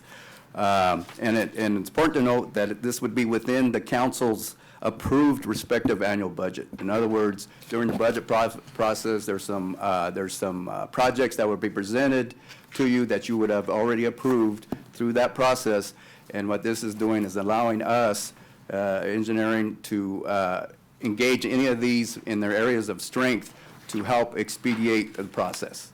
And that's Guillermo can offer any more, or if there's any questions, but that's it in a nutshell. Yes, some comments that recently we have seen a raise in all kind of projects. Aside from the CIP project from the city, developments and commercial subdivisions, are submitting requests to do plan checks, to do inspections. And being a small city with few people in most of the departments, so we need some help to be able, as city manager said, to expedite the process and to provide turnaround times faster than during normal operation. And certainly these on-call lists will help us with these very specialty firms in several disciplines that they can help not only public works, other departments too, like building or planning or even finance department. So that will give us the ability to choose somebody from the list that is more suitable for a particular situation and can help us to expedite the review of documents or plans or anything like that. Okay. And as an example where, as far as the amount that we came up with, $300,000 over a 4-year term, the Lion Center roof design by the third-party consultant, that's at over $105,000. So that's if in case, want to be clear about how we come up with this amount that you guys would potentially be approving tonight. And I'll reiterate that it'd be also an approved list of during the budget planning process, and then when it's presented and finalized. And anything outside of that would, of course, would come back to you guys for consideration that's not already pre-approved within the budget. Got it. I think this is great. I read through it, saw the providers. I assume, were there more statements of qualifications? I think you said that, than this approved list? That we have more? That's all 17. All were qualified in there. And we didn't want to limit. It's not to say that we're going to use all of them in this 4-year period, but we wanted to have the ability to use them. I understand. Yeah. Yep. And in case one agency's not available, then we can go to the next. My only follow-up question is just if there's, in the future, additional firms, is there a way they can add themselves to the list through some kind of process by turning in a statement, an SOQ, or no? Well, With right now, ratification the from way them? that was written, the statement of qualification is that we will issue the list for these firms for 2 years with additional 2 years in increments of 1 year. So in other words, the next list potentially could be within, after that 2 years period. So in 2 years? We would have to go through, sorry, didn't mean to interrupt, Guillermo, apologize. But we would have to go through another RFP, I believe, to get anybody added at this point. Was it an RFP or is it more of an RFI? It was an RFP. RFP. Okay, but We we're not request- comparing, it's, okay. Yeah, it was an RFP to provide a list of services. That was a extensive list that is in the package there on Exhibit A. So, unless I'm misspeaking, Carla or Guillermo, I think that's, as I understand it, that's what we did. We did an RFP. That is correct, but also some additional clarification is that this list qualifies for regular project, let's say within the course of the city, but for federal funded or state funded Yeah, project you that have to go through require the- bidding competitive process, so we Right. need to issue an RFP for that particular. I think all of us get asked from time to time when, firms come in, there's new blood, whatever the case may be, how do I, quote, get on the list? And so I just. That, wanna know was what the it answer 6 was. months ago that this was initiated? Has it been that long? It About it 6 was months, right? originally in August, and Yeah. we didn't have, there were some local firms that, for one reason or another, didn't see it, didn't get applied. And based on what we had at the time, we reopened it again in September. Yeah. And so there's been 2 rounds of. Okay, yeah, I just want to know for future reference Yeah. what. And Mr. Warden, the council can always direct Add. staff to reopen it. Yep. There's nothing set in stone about we can't do it. That's what I thought, and I actually know the nuances between RFPs, RFIs, RFQs, et cetera. So I just knew that as long as there's not a competitive bid with remuneration, that we could probably add someone to a list, I would assume. Right, I mean, you. Through a process. Through a process. Through a process. Yeah, Okay. understood. You can Okay. always reopen it. Okay, very Okay. good, thank you. I also think it goes without saying, and we don't want to necessarily direct it, but if it can be a local firm, we probably prefer that the local firms get the first look anyway, if possible, if at all possible. I mean, I know that you have some from LA, I think you have some from La Quinta, some from other, I would like the local firms to have at least some kind of preference. Right, If at all possible. Right, that's correct, and we make contact with several companies just to make sure that they are aware, because as was mentioned before, so we don't have the most advanced technology to advertise our projects, and sometimes people, they don't see the newspaper anymore. So we were sure that contact them and say, hey, we have this request, so if you are interested, you can participate, and if not, and that included the local firms. And of course, that during the process of selecting a particular firm to a specific job, so we will make an evaluation who is more suitable for a local job. I mean, a company for local for a job, or For somebody particular from, work, right. exactly, And depending it on would have to depend on the work. But, you know, mentioning what you just did, and I know that, again, a lot of people don't understand that government processes sometimes are super antiquated. So you have to publicly notice in papers that have certain, you know, subscriptions or delivery areas or whatever it is, right?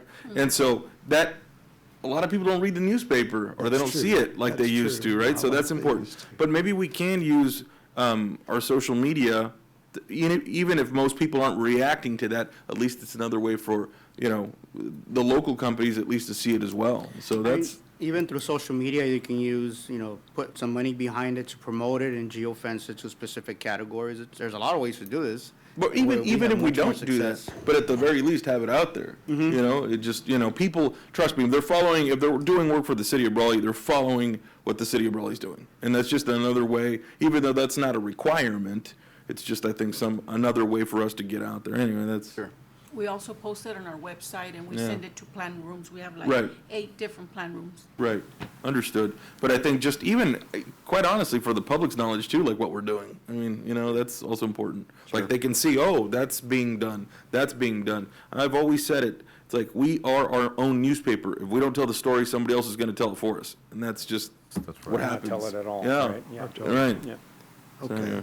yeah. Any other questions for Guillermo? If not, I'll entertain a motion. I'll make a motion to approve. Okay, I have a motion. Do I have a second? I'll second. Second. I have a motion and a second. Any discussion? If not, all those in favor? Aye. Aye. Those opposed?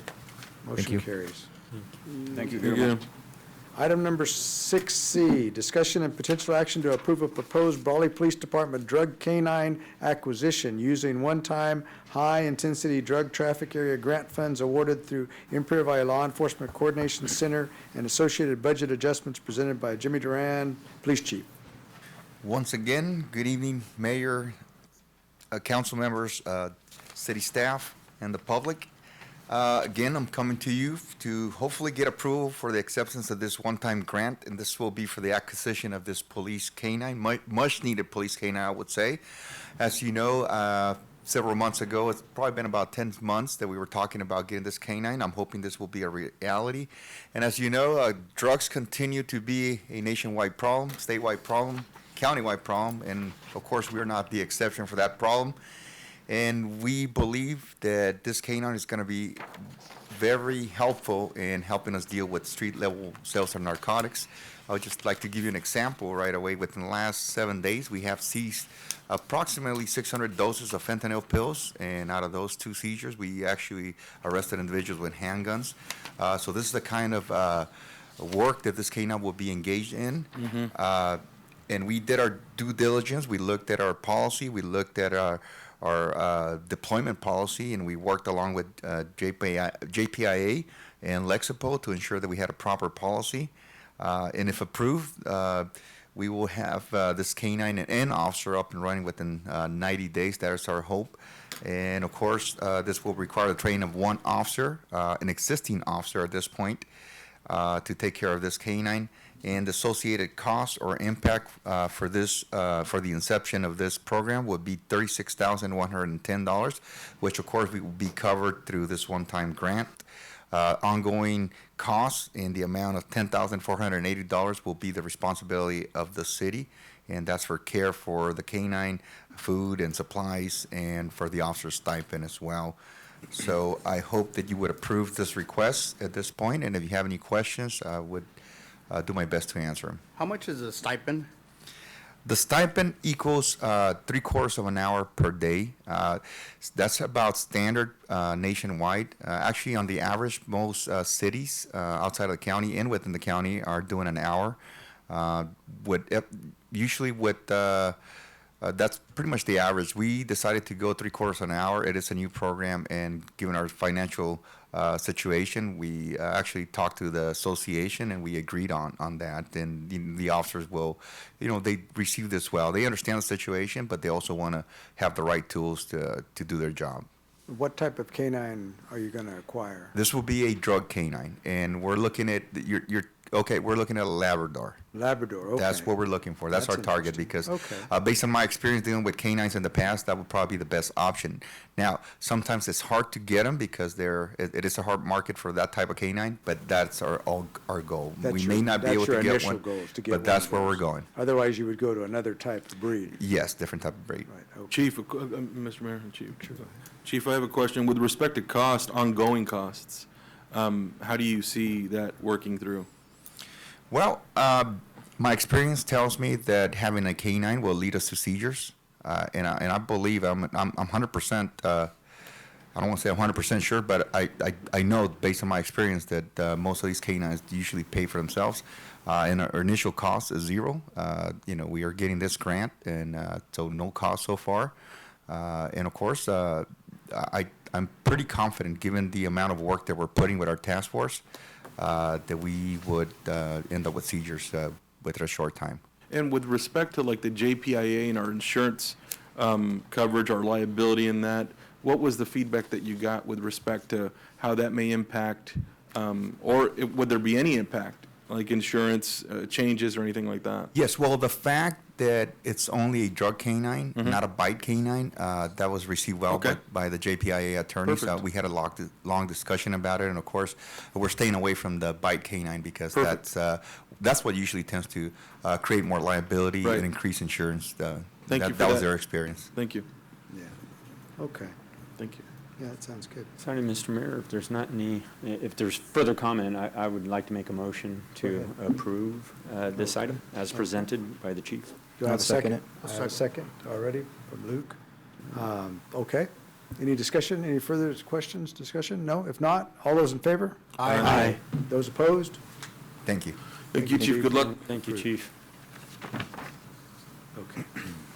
All right.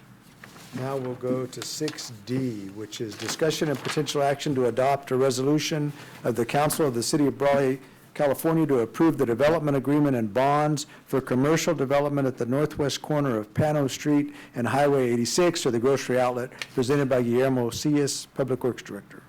53. Good evening again, Mayor, members of the council, Guillermo Cias, Public Works Director. This item is to present the development agreement, bonds, cost estimates, improvement plans associated with this development at the northwest corner of Highway 86 and Pano. You have seen the development in advanced stage, and they just need to do some improvements on the offsites, but on the private property, the building is pretty much very close to be completed. And this item is to formalize with the city these offsite improvements secured by a development agreement and bonds. And that's the item that is presented tonight before you. If you have further questions, I will do my best to answer. Any questions for Guillermo? If not, I'll entertain a motion. Make a motion to approve. Okay. Have a second? Second. Okay, I have a second. Okay, any further discussion, any comment? If not, all those in favor? Aye. Those opposed? Motion carries. Okay. Now we'll go to item 6E, discussion and potential action to adopt a resolution of the City Council of the City of Brawley, California, declaring an emergency, ratifying action taken by the city manager, and approving emergency repair of sewer manhole for Del Rio wastewater trunk line located east of the Del Rio Golf Course, which conveys sewage from the western development of the city to the wastewater treatment plant and manhole removal at the northwest corner of Pano Street and Highway 86 by the new grocery outlet in the amount not to exceed $89,233.74 to A&R Construction, and approval of a budget adjustment presented by Guillermo Cias, Public Works Director again. Yes, this item is, well, the little bit of history is that there's two main sewer lines that conveys the wastewater from the city to the wastewater treatment plant. And pretty much those two lines goes on both sides of the Oakley Canal that runs from Chang to the north toward the wastewater treatment plant. They goes a little bit to the east of the golf course, Del Rio Country Club, and looks like the west side line that was probably when, I don't know, the city was formed initially, was discharged into the New River before the construction of the wastewater treatment plant.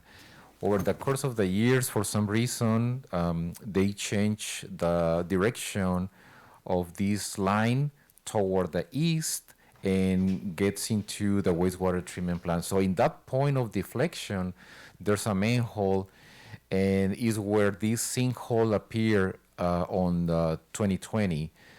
We didn't know much about that at that time. Looks like recently developed this sinkhole again with a combination of a collapsed manhole, some sewer line coming from some of the restroom of the golf course, and several things that could have happened, right? So we found, fortunately, there wasn't any spill or anything major, because the facility continued conveying the water underneath the Oakley Canal.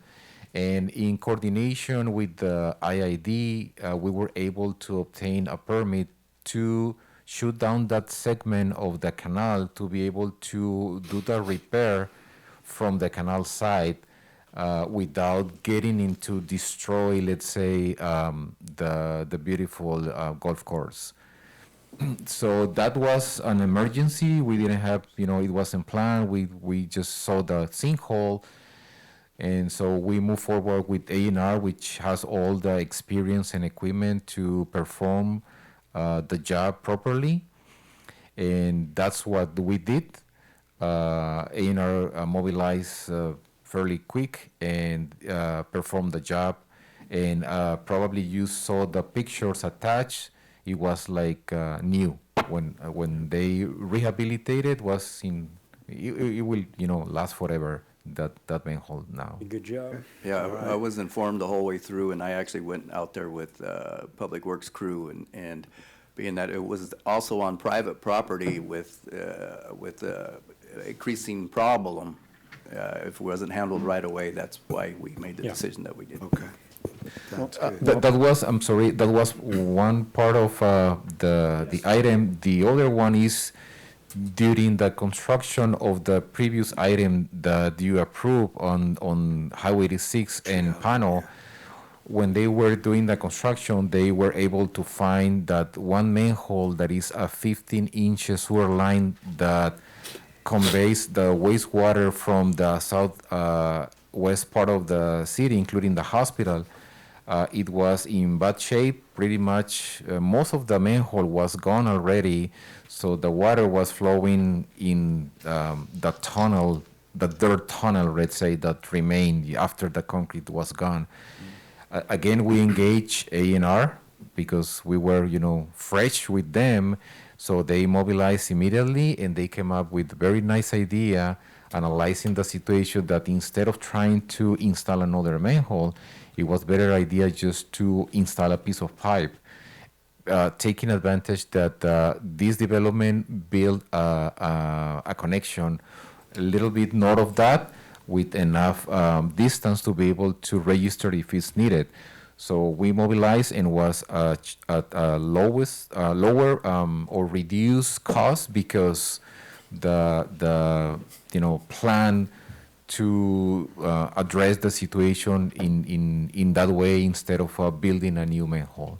Again, it was an unforeseen emergency, so we couldn't wait, because it was a main line that would have been, in very bad situation with the hospital and residential area if we had a collapse. Okay, got it. Any questions? I've been holding back on comments, and I'm just not gonna, Oh, no, I'm not go- gonna make them, Oh, no, you know? go ahead. It's like, I no, didn't no, mean no, to- no. I didn't mean to muffle you or anything. No, not muffled. I just gotta muffle myself sometimes, you know what I mean? It's like, Go ahead and ask when we're talking about questions. sewer, I just have a lot of comments. You have a lot of comments? So we'll leave it at that. we had a I'll leave earlier it to comments. the public's imagination. How about that? Well, I think they needed to be done if we were headed to sewer. I mean, Good, yeah. Mr. Mayor, They know their stuff, I'll right? make a motion to Okay. approve this item. All right. Second. Okay, I have a motion and a second. Any discussion from the audience? If not, then all those in favor? Aye. Those opposed? Okay, approved, Guillermo. Thank you to all Thank you. involved. I don't know why people say we don't do anything. This looks like a lot of stuff for you to do. Right. I don't They were know. usually talking about us. Oh, I got that. They Not say them. Brawley. I didn't say like Guillermo or Tyler or anybody or us. They usually just say Brawley doesn't do anything. I think we do And a it's lot. just like This 2 is or pretty 3 evident. negative people. Yeah. It's nowhere- I know, I got that. I Okay. mean, I have a comment for them, but again. You'll restrain yourself, I'm just- huh? Okay, six Muzzle. F, discussion and potential action to approve resolution of the City Council of the City of Brawley, California, to approve an update of 5-year program list of projects funded by the Local Transportation Authority for the years 2022 through 2026, beginning January the 1st, 2022, and ending December 31st, 2026, presented by Guillermo Cias, Public Works Director. Yes, pretty much the main reason to update this list as part of the Measure D is to include new streets that either did not exist before or will be constructed in the near future, and we want to be able to fund those streets with Measure D.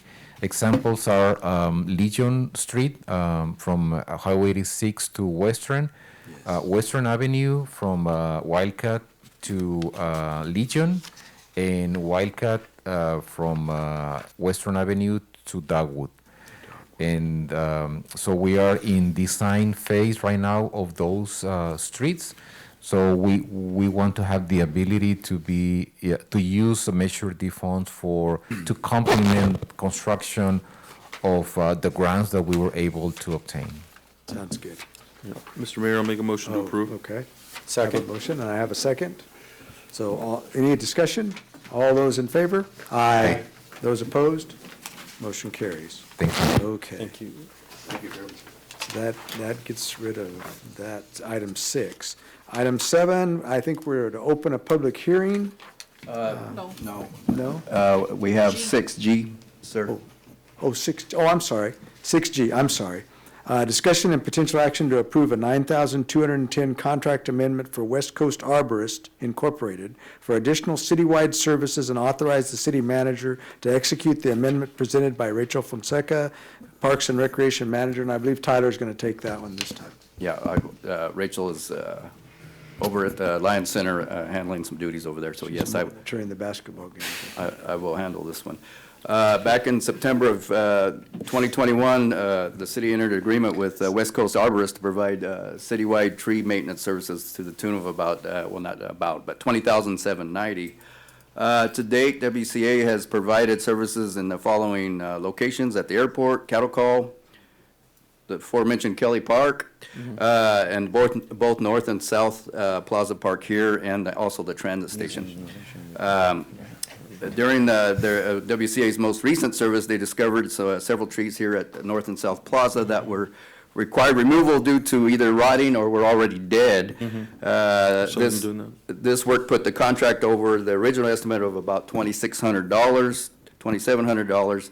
What staff is requesting is a contract adjustment to cover that cost of service to remove the trees and allow for additional services as needed through June 30th of this year for a grand total of $30,000 for under this contract. This is no increase to the budget. No budget adjustment is needed. We have the funds in the maintenance there for whatever, in multiple funds other than the general fund, depending on where they're working at. So that is what is before you today. Okay.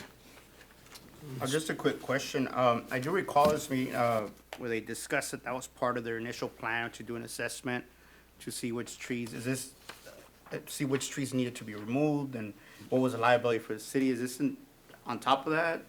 No. They didn't identify it at first, or is just No, we proceeded what? they identified, actually, the maintenance service that they identified at our current rate of funding, it's gonna take 7 years to get through all the trees. So, I know, I remember that walkthrough with this. We have lots of trees. Yeah, but it's really important, these trees, and we also want to replant these trees. Right. So it's not like they're going away. But yes, there is, that was part of their initial work. And I mean, quite honestly, there's so many trees, Yeah, there's just so many trees to address I remember everywhere. that walkthrough we did Yeah, just through the just plaza here. area. I mean, Yeah. just that. Yeah, You know, yeah. and we'd already had one instance where a tree fell on a vehicle, and and just imagine the danger in that. Yeah, yeah. You No, I was know? just curious as to, if there was even more than we expected. They originally, they give us that number and just kind of wondering where we're at with all that, and it's probably gonna get even worse. Yeah, it probably will. I mean, off subject, but related topic, there was a large dead tree, a massive, I think it's an old eucalyptus tree that's set behind, near Dollar Tree. And so that fell, and I saw footage of it collapsing during a thunderstorm.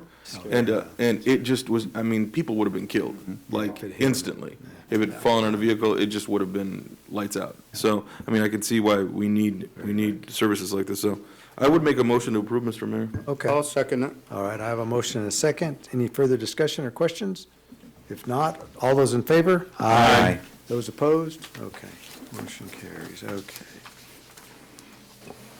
Got it.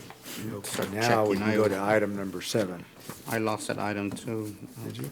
Yeah. It gets confusing sometimes. Public hearing, we have to open a public hearing, is that not correct? Okay. Yes, sir. I'll give you a little background Okay. on this to begin, and then, as you stated, we can open a public hearing and see if we have comments. Okay, In 2018, the city was awarded 2 CDBG grant funds, one $250,000 for homeowner assistance program, and another $250,000 for the housing rehabilitation program. The ownership assistance program has not received much interest from the public, but the housing rehab program has seen increased interest, a lot of interest in that program. So to avoid losing the funds in the home ownership assistance program, staff is recommending to move the money over to the home rehab program. This is allowed by HCD, but the transfer needs a formally adopted city council resolution that's in the packet there, and a public hearing is required. okay. Okay, so we will proceed to open the public hearing, and are there any comments? Do we have any comments online? I mean, I don't know. We do? On this item? Take your time. No comment, okay. Armando? Oh, it was on some, okay. It's on the trees. On the trees? Park looks good. Oh, the comment was that the Plaza Park looks good. It does, I think, look Yeah, great. that one we wanted to know, so. Yeah, that one. Okay, so with that, we will, since we have no additional comments, we will close the public hearing. And now then, we will entertain the motion to approve the transfer of funds for the CDBG, Home Ownership Assistance Program, and the CDBG Housing Rehabilitation Program. So from home ownership to rehabilitation, we'll Yeah, entertain the transfer. I'll make the motion to transfer the funds as stated by the mayor. I have a motion. I'll second the I have motion. a second. Okay. Any other further discussion? Anything else? Okay, if not, all those in favor? Aye. Aye. Those opposed? Okay. Carried.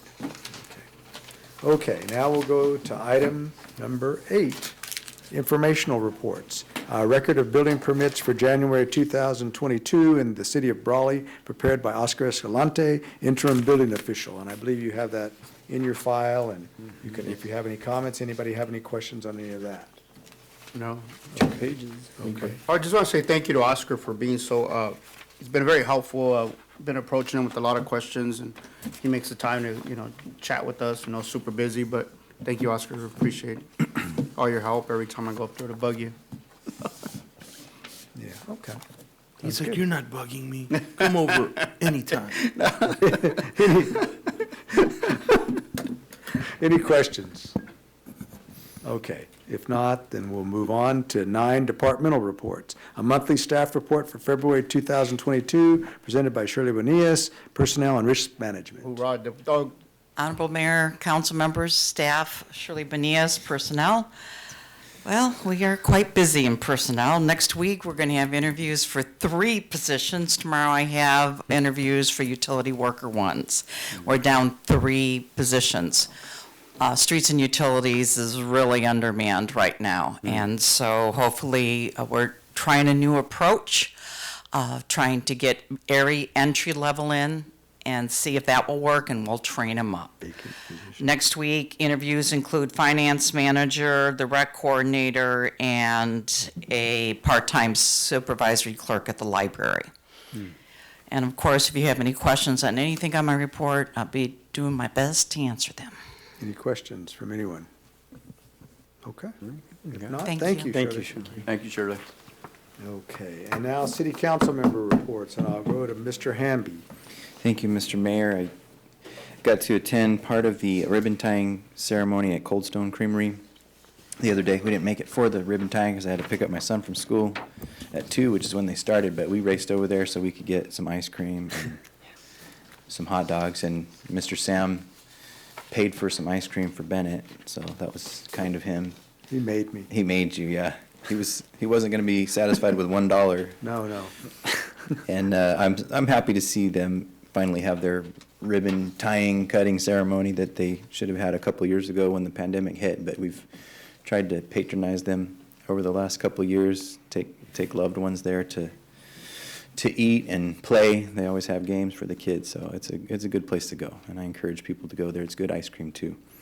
I've had good conversations with our chief of police, both comments, complaints, and compliments that come in from the public. But one of the items that was mentioned tonight in the strategic long-term plan was thinking outside the box, and I think it was mentioned earlier. I think Gil Revelar said something about our city manager and our finance director, and I would add to that our police chief and other newer leaders that we have here are really, I think, striving to do that, to think outside the box, or at least to look at other municipalities that are succeeding in areas that we've been, on a downward trajectory on, to try to bring in fresh ideas that will help the progress of the city, put us on an upward trajectory. And so I'm so grateful to our police chief and our city manager, our finance director, and others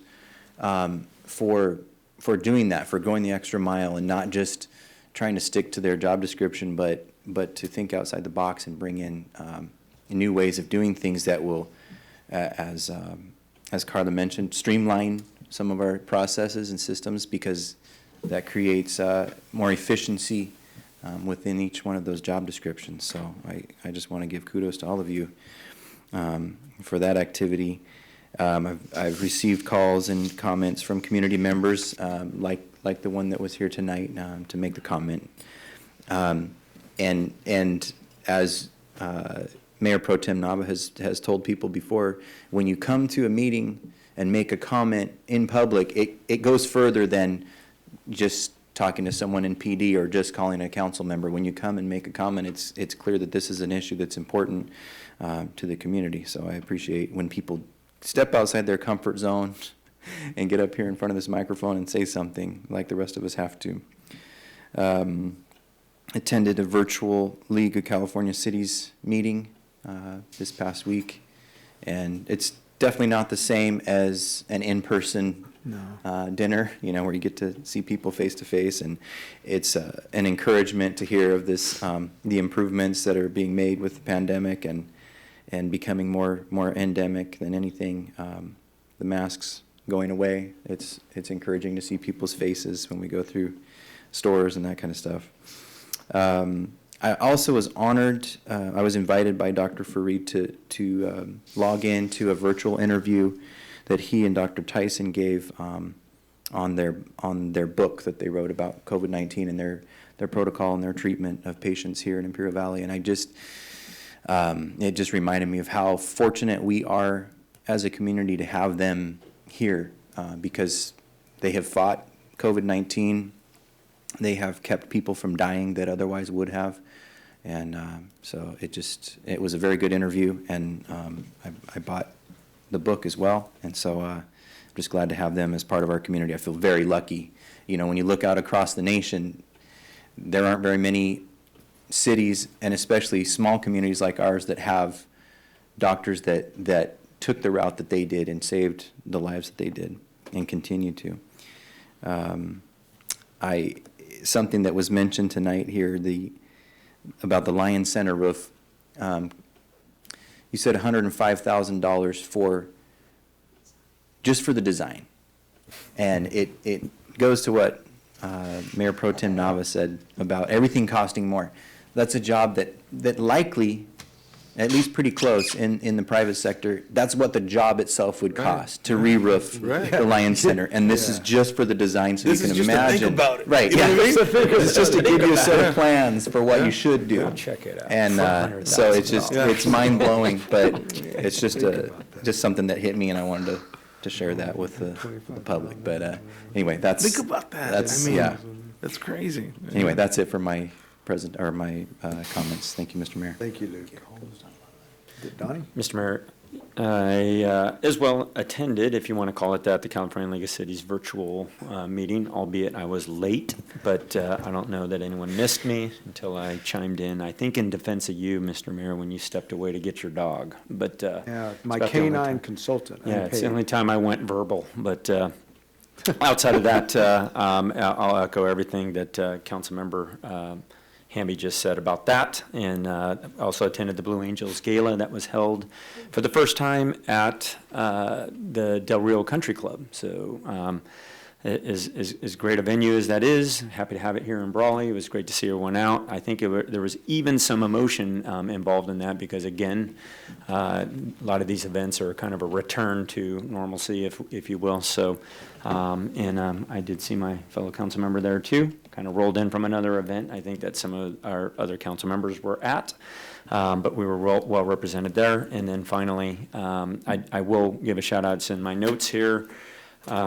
Chief Duran, again, the items keep coming. Very excited about the canine, of course, and I want to continue to extend. I think some of the work and the preparation behind the scenes as well was done by our Commander McNish. So again, the leadership team there. But I've gotten a lot of input on the Neighbors program as well. So just hearing. I also want to, that's always a good gauge of randomly, for every one time you hear that, there could be 10 citizens that are just not verbalizing, right? Their benefit from those type of programs. And then the last thing, that bringing up the bike patrol, that's something that in a previous life or a younger life for me that I was kind of involved with as our chief knows. But there is just literally in this day and age, with all the technology, still not a better way to patrol and really be community-oriented in policing. And one of the amazing parts about bikes, you never know when they roll up. Mm-hmm. So it's actually pretty, it's very challenging for criminals. And so I'm very excited to see that come back. In a lot of ways, as rudimentary as it seems, it's actually one of the most effective ways to do enforcement work or proactive work in a community like ours. So, Chief, again, thank you to you and the staff. It's kind of like the mounted patrol with Border Patrol. It kind of, or They quieter. can be quiet, yeah, Horses, compared yeah. to off-road vehicles. You hear a horse coming. Horse gonna make some noise. So, Mr. Mayor, that's it. Thank you. I need to interject one thing. I made a huge faux pas. I said Cold Stone Creamery, and I meant Brawley Brawley Creamery. Creamery. So I I was apologize gonna- for that. Ralphie, Andrea, I apologize. I thought they added a Cold I was Stone. gonna I took mention you literally, that not during my brand. Yeah. Okay. They don't have a Cold Stone there, Okay, but all right. it is Brawley Creamery. We understood. Thank you. Thank you. All right, first off, I want to apologize for going on that little rant earlier when Gil was here presenting. I try to always invoke my inner Councilman Hamby personality, but sometimes the real me comes out, which is what? Which is calm Okay, and, all right. chill and then affects you and just turn red sometimes. I turn purple. So I apologize for that. Yeah, today I received a call from Brawley Elementary School District. They're asking me to go and read to the children at the Hidalgo, at the Hidalgo school here on the east side of Brawley. And so that should be fun. Last time I did it, it was online through a Zoom meeting and watching the kids. And the kids, don't really know what's happening, that we could see all their little faces. And so I had never seen so many boogers in my life all at once. So this time I'll get to see it in person. The kids, well, probably. It's flu season. I'm not gonna rat on the teacher, but it was it was interesting to watch, and I love kids entertain me so much just watching how their behavior. But I'll be there this Thursday. I also attended the Blue Angel Gala. Before that, I did the Elks, so I ran into our mayor. It's really good to be out. I did have to bounce through a couple of events and move in and out very quickly, but it was good. It was good to talk to folks and to kind of get their input on what's happening and how they feel about the direction the city is headed in. Very positive, a lot of positive comments. We also attended the Hidalgo 100th anniversary installation officers, where again, I saw the mayor. Okay, you are active. His social life is like, he's out there. He's the mayor. Yeah, and where our own Brawley Police Chief was the guest of honor, the guest speaker. Did an excellent job. I think we should have him like Employee of the Month category here, where he would be it this year. I told him he was going to give all my speeches from now on. I mean, he's been everywhere.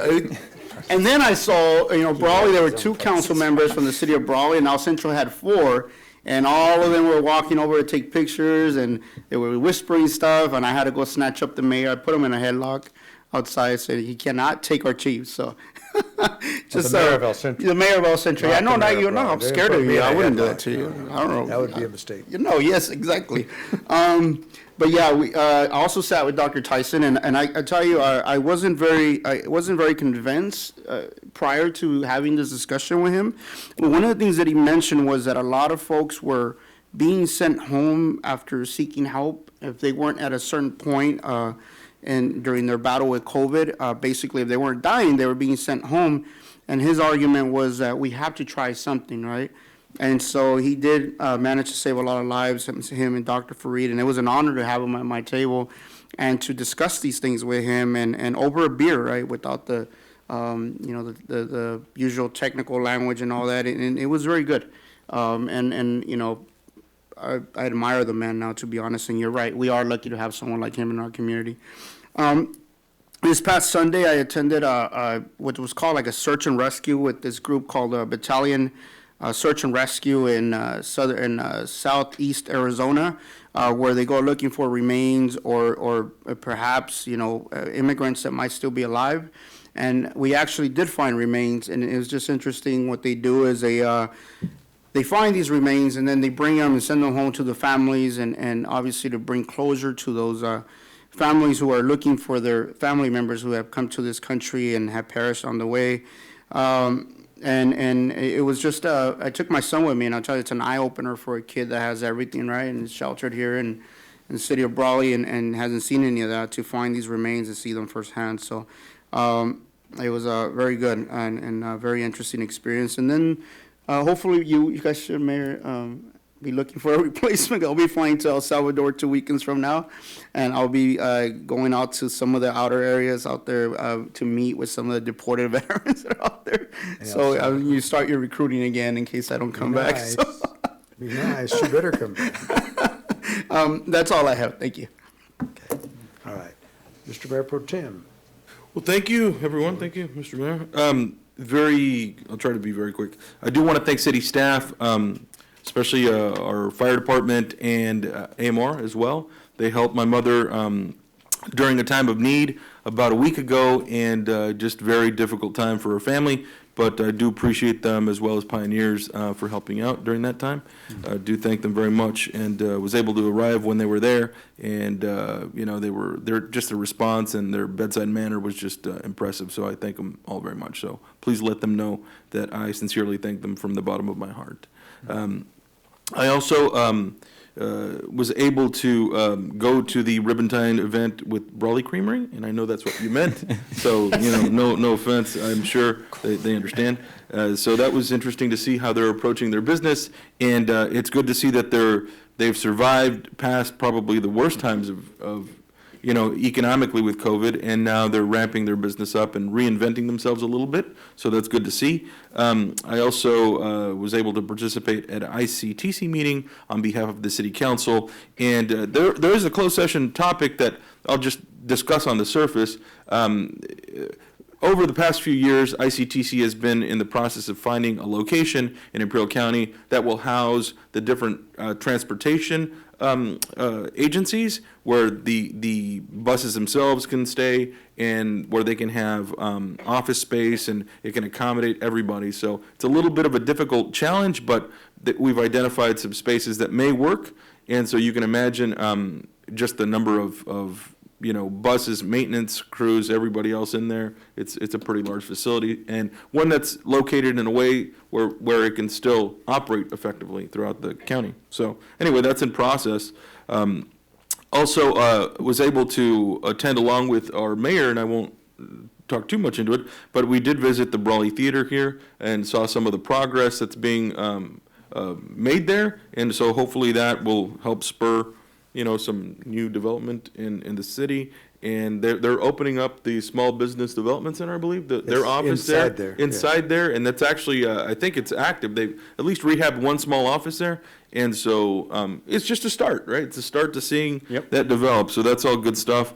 I also, I did register for the SCAG meeting in May, right? May 5th, Cinco de Mayo, so looking forward to that. A lot of the things that I had looked forward to in the past for many years, which were the annual league conference, that was always a must event because that's where you interact with the most people, and a lot of ideas come from that. And then another one for me is SCAG, and so we've been missing out on those for the past couple of years, and I'm looking forward to doing that May 5th as a city delegate. And so I also was asked to read for the students. Unfortunately, my schedule won't allow me to, but and it's only because the message had gone to my spam folder and I saw it late. So unfortunately, I couldn't do it, but I would have loved to. I've done it before, and I've done it in person, and I think I've said it before. It's like there's no tougher audience than a group full of kids, because it's like they will make you sweat.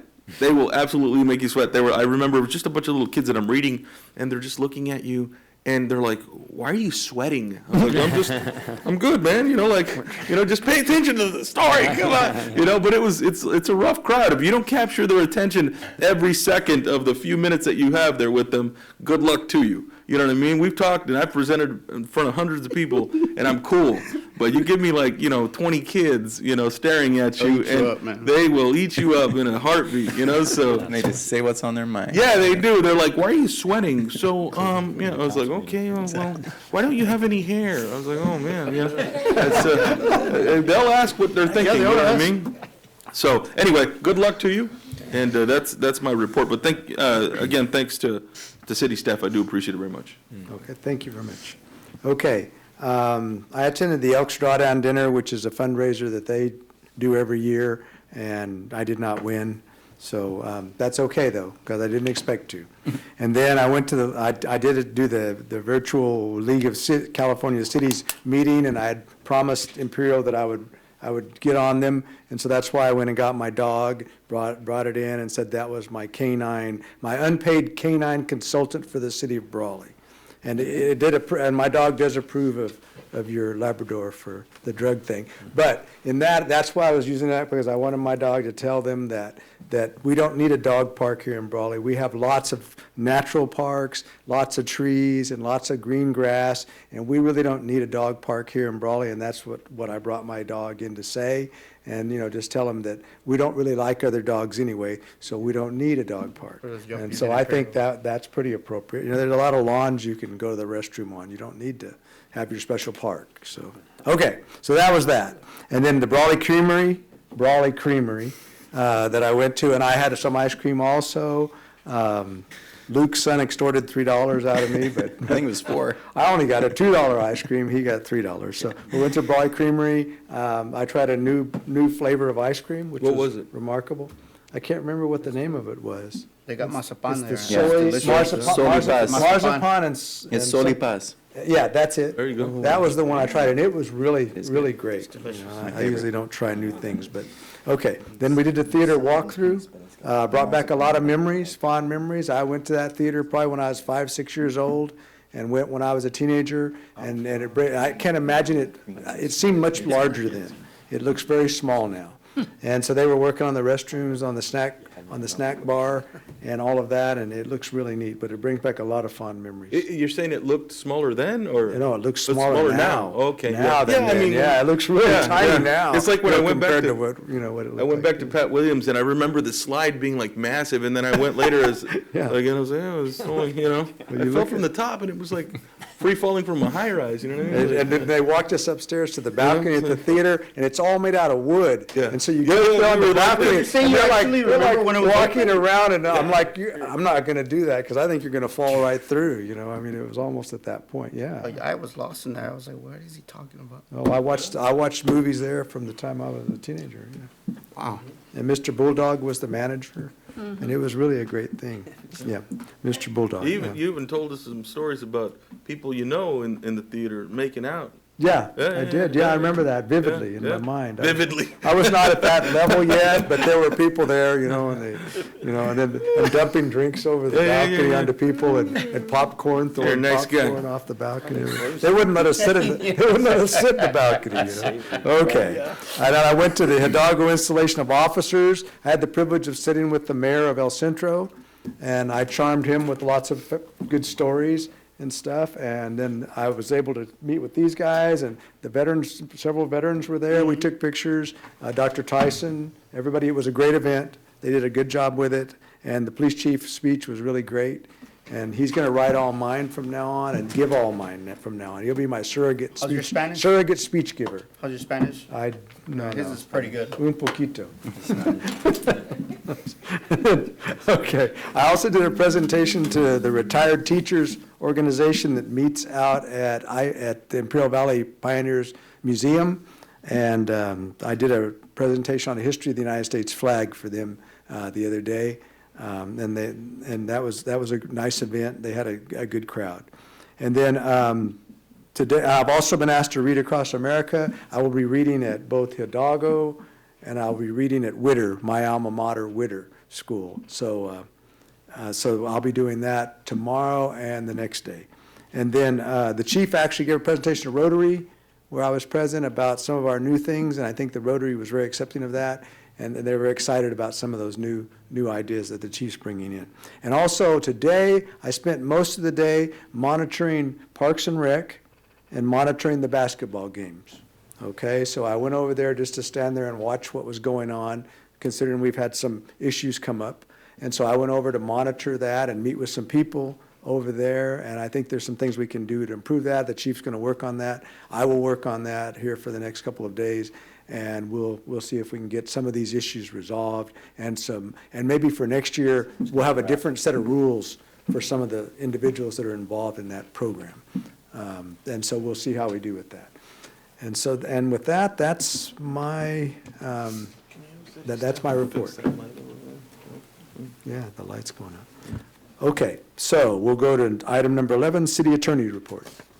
Just to avoid closed session, just let the council know that the vertical bridge case is moving along. The court has set a meeting where the attorneys and representatives will meet with the judge to discuss it and figure out if there's a way to settle it. But that'll happen in May, and we'll have more information, but that'll be closed session. No, I'm happy that's in May. And that's it. Okay. And then city clerk report. Nothing to report? Okay. It's just, if you haven't turned in your Form 700, they're due April 1st. Ooh, yes, And a that's, bunch we of have to other work stuff on to that do. this month, yep. And my And some taxes other that are things due too, yep. by the 15th. Okay, with that, I'll entertain a motion to adjourn. I'll make a motion to adjourn. Second. All right, all those in favor of adjournment? Aye. So, that's it. Thank you all for being here. Form Everyone. 700.